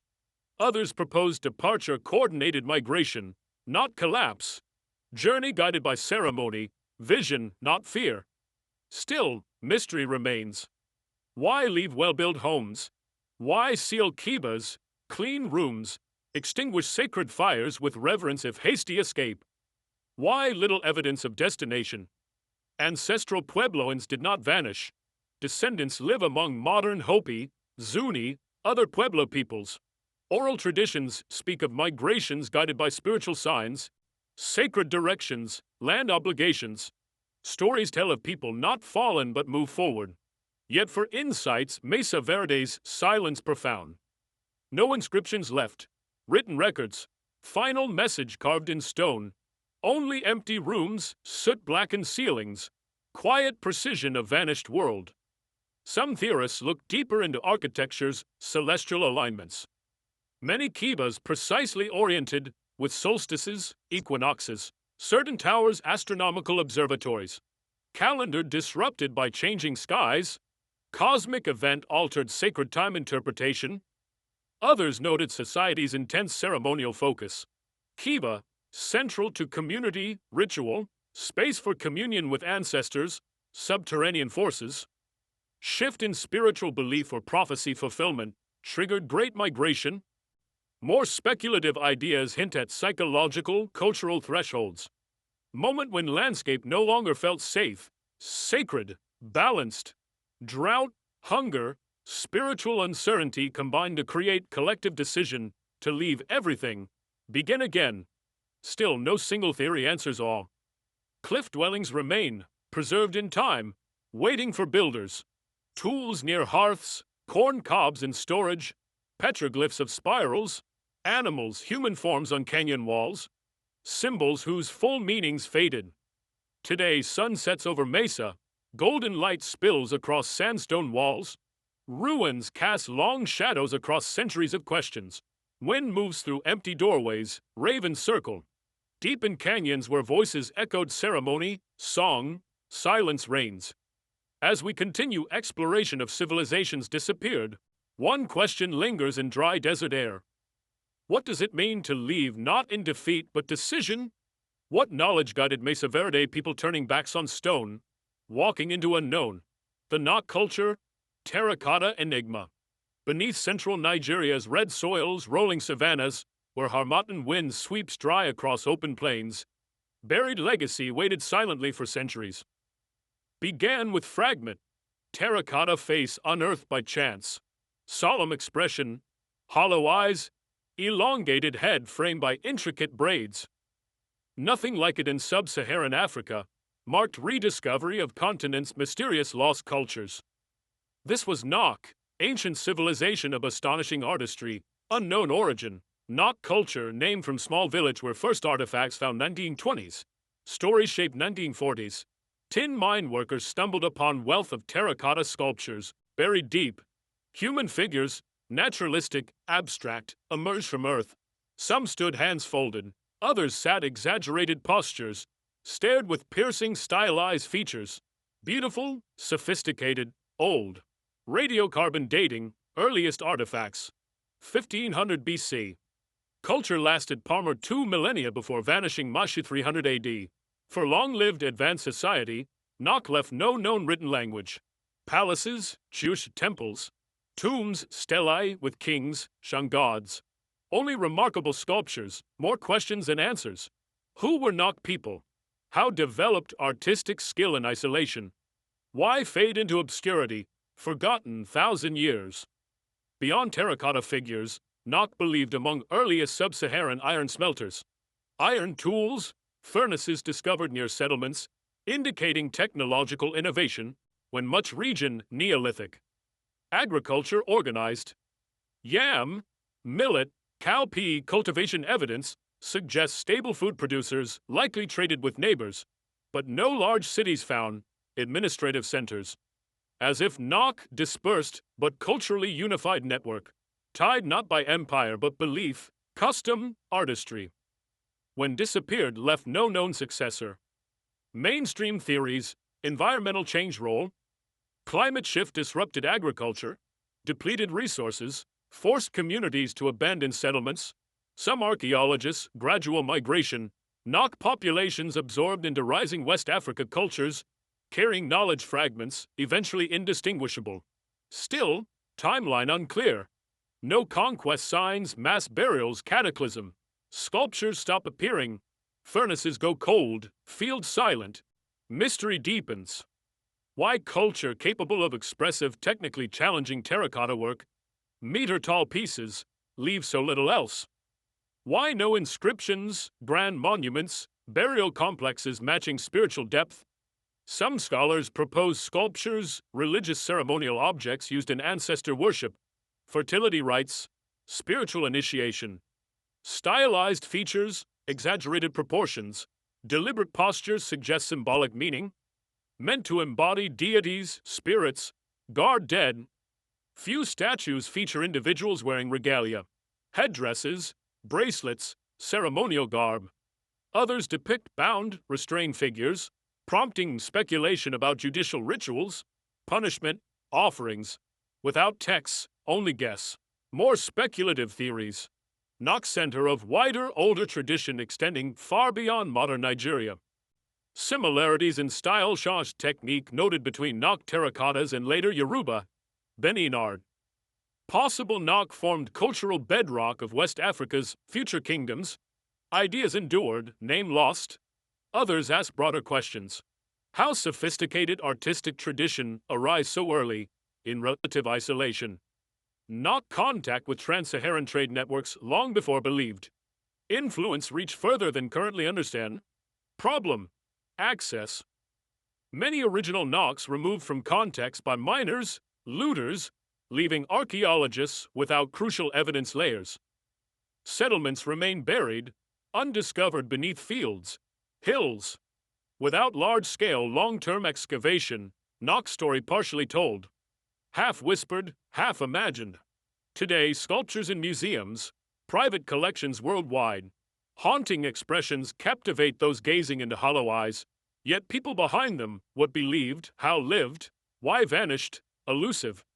Central Nigeria soil holds secrets. Scattered shards beneath baobab roots. Ancient furnaces rust.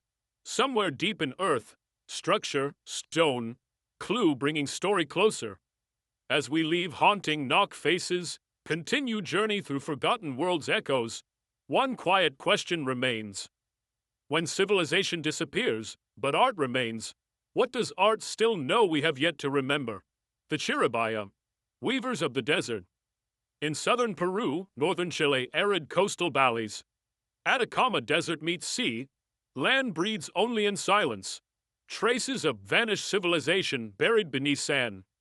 Among dry riverbeds, windswept dunes, woven textile fragments, llama bones, sun-bleached ceramic jars offer whisper of life, once thrived in unforgiving place. World of Chiribaya, ancient culture carved order, abundance from driest landscape, then quietly disappeared. Chiribaya culture emerged just 900 AD, endured for 5 centuries. Occupied river valleys from southern Peru into northern Chile. Thin fertility ribbons bordered by desert, ocean. Not warriors, empire builders, but agriculturists, herders, master weavers. Settlements small, organized, enduring. Built terrace farms, developed sophisticated irrigation, raised camelids, llamas, alpacas. Essential for transport, meat, wool, ritual. Most striking, textiles, graves preserved by dry climate. Chiribaya clothing survived astonishing color, intricacy. Tunics, belts woven in geometric patterns, dyed in hues still radiating after 1,000 years. Garments speak to artistic excellence, cultural identity, social status, spiritual expression.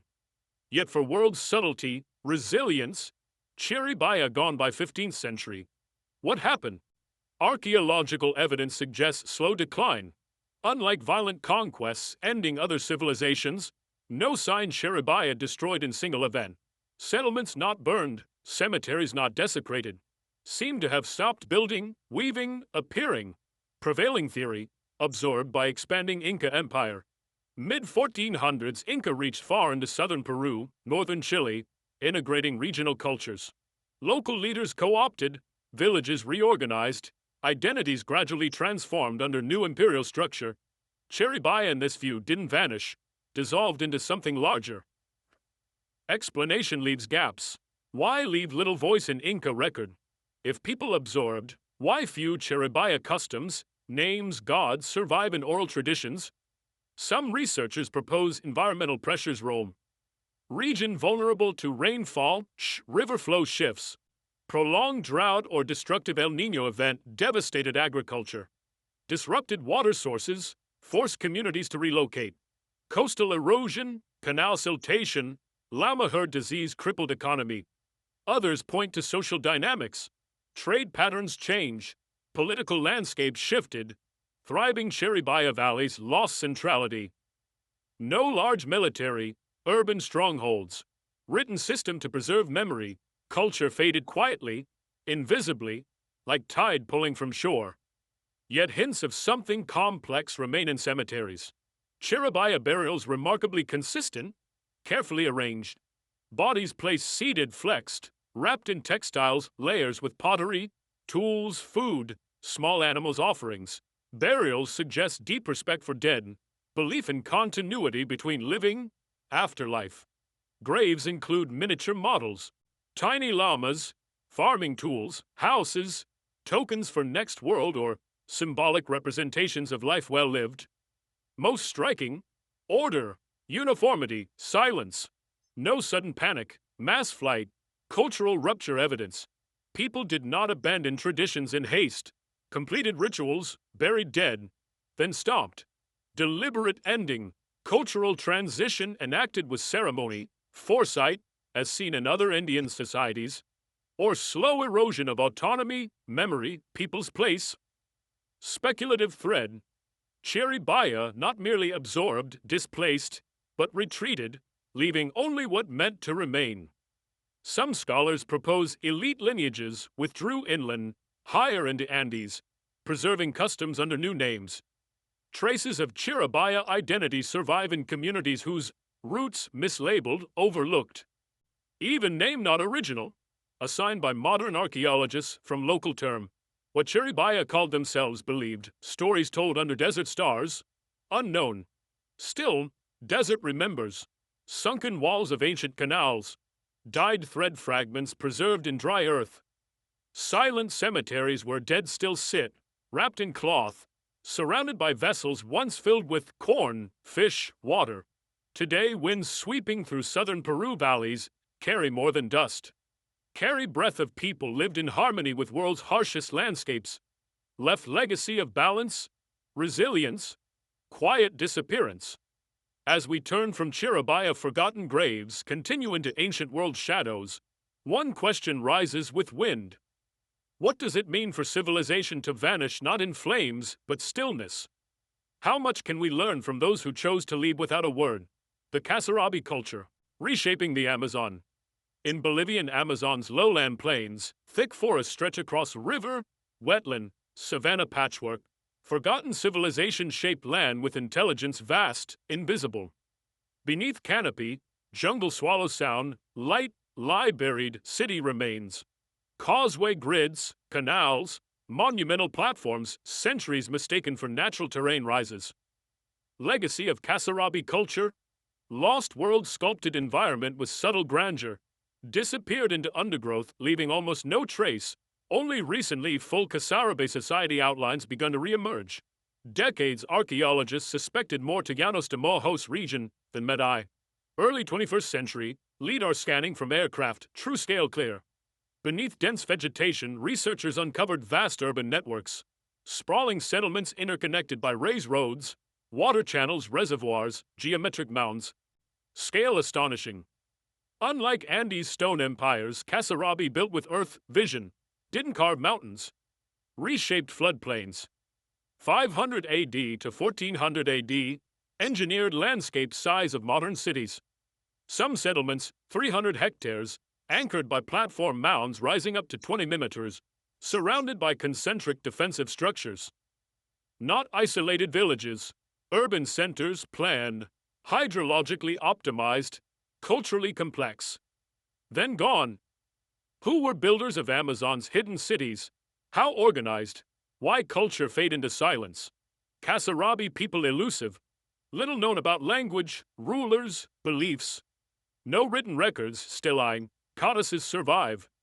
Construction scale, precision suggest organized society coordinating labor, managing water, sustaining large populations in seasonally flooded environment. Economy, agriculture, fishing, careful manipulation of wetlands. Raised fields, dikes, canals transform floodplains into productive zones. Massive causeways stretch perfectly straight for kilometers, connecting settlements across impassable terrain. Water reservoirs dug with exacting dimensions, for storage and possibly ritual. Civilization model doesn't fit conventional frameworks. No massive temples, imperial warfare, stone fortresses. Instead, civilization worked with landscape, not against. Despite achievements, Kasarabi left no direct descendants. Culture faded before Spanish arrival. European chroniclers entered region, cities already reclaimed by forest. Why? Environmental shifts theory. Llanos de Mojos' delicate ecosystem prone to flooding, drought, changing climate, prolonged dry period, destructive floods, disrupted food production, forced migration, triggered internal instability. Another possibility, disease. Before Spanish arrived in full force, diseases like smallpox spread ahead of contact, devastating populations, collapsing complex societies. Explanations plausible, but don't fully account for depth of silence left. Other Amazonian societies, diminished, survived into colonial memory. Why Kasarabi leave no oral tradition, name, legend among neighbors? Some researchers suggest Kasarabi society decentralized, less dependent on central authority, more reliant on local leadership, cooperation. External pressures mounted, networks unraveled quietly, without war, conquest. People dispersed into smaller communities, adapted, blended into broader Amazonian cultures. Even more speculative ideas. Cities, ceremonial, cosmological function, aligned with stars, built to mirror constellations, serve as living calendars. Some settlements exhibit strange geometric regularity, not just practical centers but sacred landscapes. Abandonment reflects not failure, but transformation, belief shift, cycle fulfillment. May never know. Yet facts such civilization existed, vast, organized, hidden, challenges assumptions about Amazon. For years believed rainforests couldn't support large societies. Kasarabe proved otherwise. Reimagined space ours time on own terms, creating civilization without stone, empires, traditional monuments. Yet work endures silently in perfectly aligned causeways, swallowed by jungle. Raised mounds visible from air. Canals still catch rain centuries after makers disappeared. As we leave shadowy blue-green maps of Kasarabi cityscapes, press forward through fading ancient lives echoes, one question lingers like fog over canopy. What other civilizations, vast, invisible, lie just beneath surface of what we know, waiting patiently to be seen again? Scylla's bone rank system, cast in stone. In rolling hills of Gyeongju, South Korea, royal tombs rise like sleeping giants, green mounds beneath which gold crowns, jade ornaments, ancient scrolls lay undisturbed for centuries. Burial sites of Scylla, East Asia's longest dynasties. Beneath quiet, grassy domes rests not just royalty, but echoes of society governed by rigid, mysterious social hierarchies ever devised. Bone rank system. Untrained eye, Scylla artifacts. Delicate earrings, golden belts, carved swords, speak of splendor, ceremony. Beneath luxury surface, systems so strictly defined, status, marriage, clothing, career, architectural choices, determined not by wealth, merit, but blood. Bone rank system divided Scylla society into hereditary strata, ingrained, unyielding. Top, sacred bone. Status so rare few held it. Below, true bone rank, aristocratic families eligible for high office, royal marriage. Beneath, head ranks 6-1, own rights, restrictions, limitations. For most ranks never change.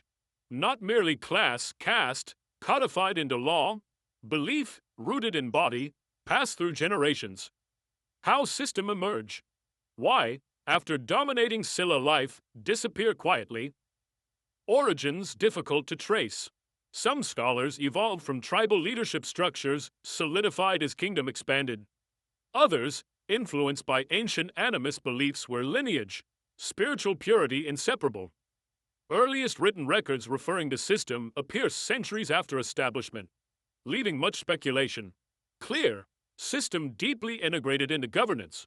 Only certain ranks served in court, wore specific colors, rode particular carriages, built homes with certain dimensions. Higher rank, greater privilege, perhaps greater isolation. Royal succession dictated by bone rank. King chosen only from sacred true bone lineages, often led to political deadlock.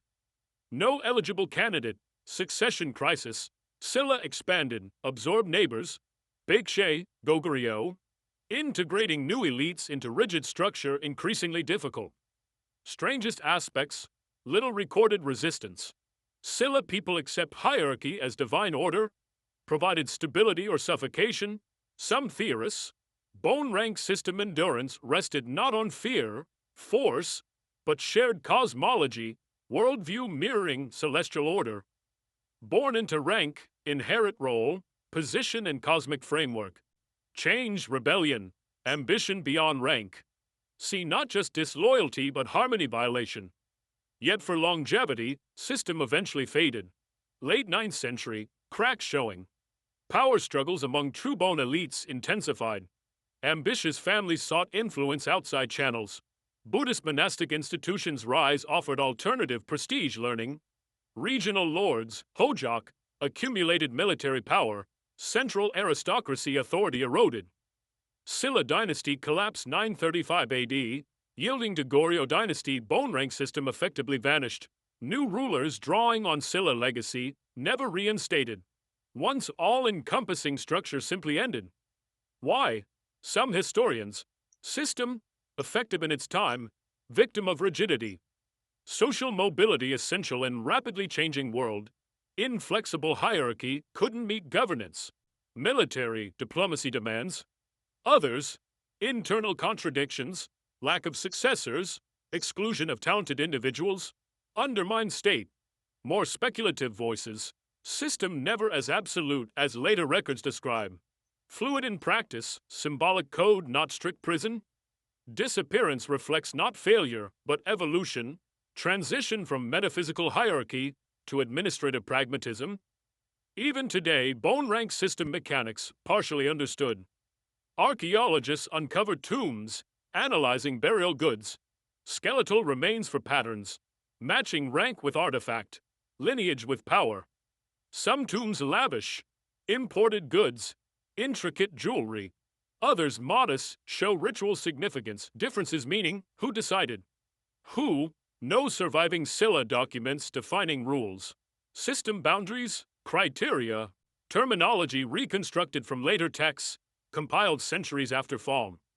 Understanding incomplete, shaped by legend more than law.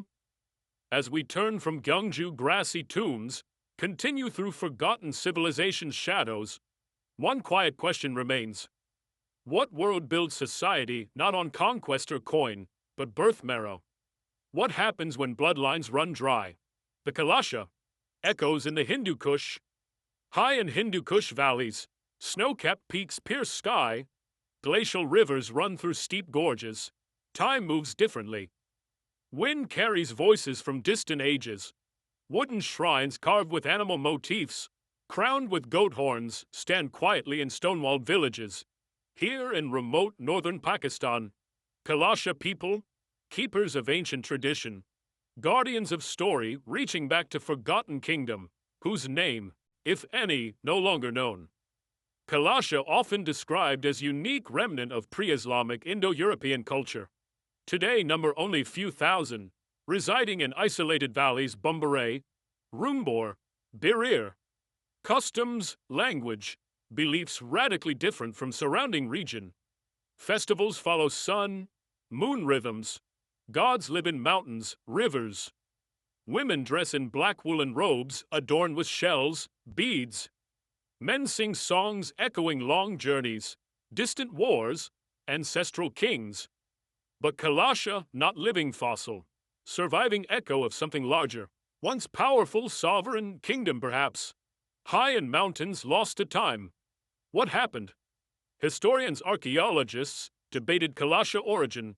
Ancient civilization believed descent from. Some trace roots to Indo-Aryan migrations, arriving mountains 3,000 years ago. Others descendants of local culture predating written history. People whose beliefs, language, mythology reflect earliest Indo-Iranian world form. Still others suggest Alexander the Great army's connection. Kalasha themselves stories of fair-skinned ancestors, warrior lineages, foreign blood. Remnants of Macedonian army stayed behind, founding hybrid kingdom in inaccessible valleys. Greek theory largely set aside, persists partly because much unknown. Genetic studies show Kalasha distinct from neighbors, though not pure European origin. Linguistic ties link language to Dardic branch of Indo-Aryan tongues, but lineage complex, fragmented. More telling, religion. Kalasha pantheon striking resemblance to ancient Vedic, pre-Zoroastrian belief systems. Chief god Dezao, Skyfather. Ritual purity central. Seasonal festivals mark solstices, equinoxes. Sacred groves kept untouched. Animal sacrifices during key ceremonies. Practices once common in early Indo-European societies, now extinct around them. Cultural preservation suggests Kalasha didn't simply wander into valleys, once ruled them. Scattered archaeological remains, stone fortresses on inaccessible cliffs, ancient trails, ruined watchtowers hint at expansive past. Oral histories speak of lost valleys, forgotten allies, wars with distant empires. Kalasha, last survivors of Highland Kingdom, once extending far beyond current borders. If so, what caused fall? Geographic isolation possibility. Trade routes shifted, empires grew south, west, mountain kingdoms cut off economically, politically, culturally. Small local powers collapsed into fragmented communities. Lowland civilizations wrote histories, highland once forgotten. Another theory, pressure from surrounding powers. Centuries invaders moved through region, Persians, Greeks, Scythians, Kushans, Turks, Mongols. Each new faiths, rulers, demands. Ancient Kalasha kingdom resisted too long. When fell, memory erased, intentionally or not. Others suggest natural disaster role. Earthquakes, floods, glacial shifts wiped out key settlements, forcing survivors deeper into mountains. Cut off, once unified tribes splintered into isolated valley communities, preserving fragments of older whole. More speculative voices asked if Kalasha kingdom never meant to last. Not political power, but spiritual refuge. Place built to remain hidden, deliberately remote. People chose seclusion over conquest, measured greatness not in cities, armies, but ritual, continuity. Whatever truth, ancient Kalasha kingdom, if existed, left few physical traces. No grand temples, royal tombs, written records, yet presence lingers in chants sung under starlight. Wooden effigies carved for forgotten deities. Drum rhythm during solstice festivals, predating Bali's monsoon calendars. Kalasha remained fragile, proud, enduring. Living mystery nestled in Hindu Kush folds. Last voice perhaps a vanished world once spoke across mountains with clarity, power. As we turn from narrow stone-lined paths, continue search for civilizations lost to silence, one question remains like fading echo among peaks. If Kalasha, last light of ancient kingdom, what deeper fire once burned? Why did world allow it to go dark? Punt, land of the gods along, Nile banks carved into temple walls, faded limestone reliefs, story of land exotic, elusive. Place ancient Egyptians called to Netcher. Land of gods, incense trees bloomed in sacred groves, strange animals wandered shaded glades.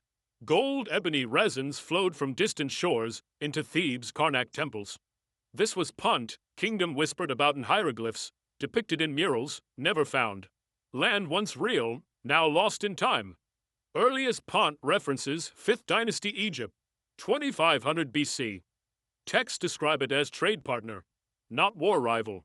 Expeditions launched by pharaohs, priesthoods, not to conquer but acquire myrrh, frankincense, electrum, leopard skins, baboons, even live trees for temple gardens. Reign of Queen Hatshepsut, Punt expedition celebrated, immortalized in stone at Mortuary Temple in Deir el-Bahari. Walls, vivid scenes, ships laden with cargo, delegates greeted by Puntite rulers, queen with distinctive features, houses on stilts shaded by palms, imagery rich, land itself unfound. Where was Punt? Scholars propose theories. Some place it along Horn of Africa, Eritrea, Somalia, citing botanical matches, animal distributions, linguistic clues. Others point to southern Arabia, where frankincense trees grow, trade routes flourished. Few suggest Nubia or Sudan. No consensus. Punt geography shifting shadow, location buried beneath trade, memory, time. Why important trading partner, considered sacred by Egyptian priests, disappear completely? Punt never single kingdom, possibility, confederation of coastal polities united only in Egyptian imagination. Punt disappearance not collapse but gradual fading as independent ports declined. Trade shifted northward. Egypt turned attention elsewhere.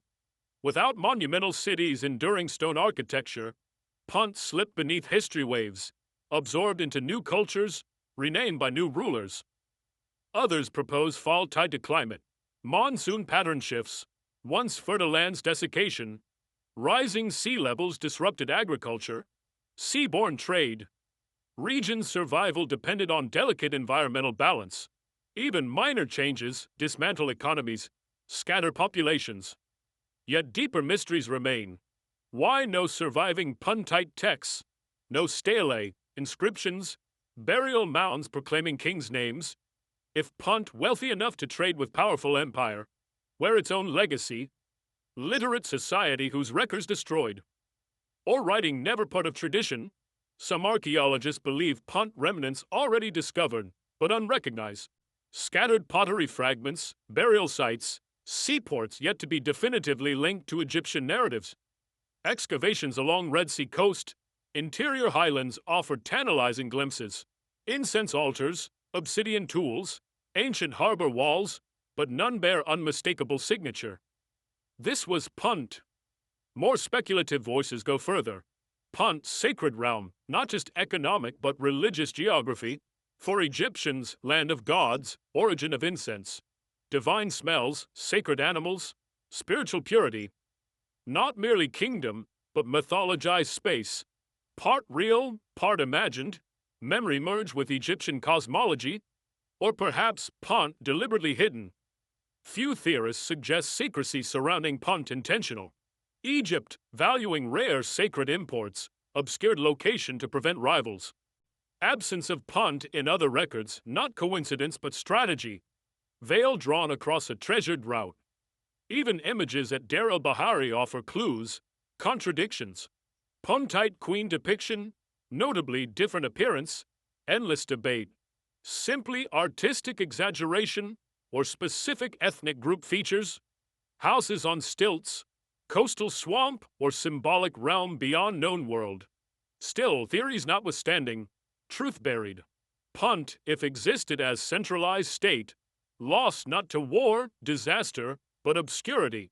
Place of trees, scents, wind-borne sails preserved not in ruins but memory.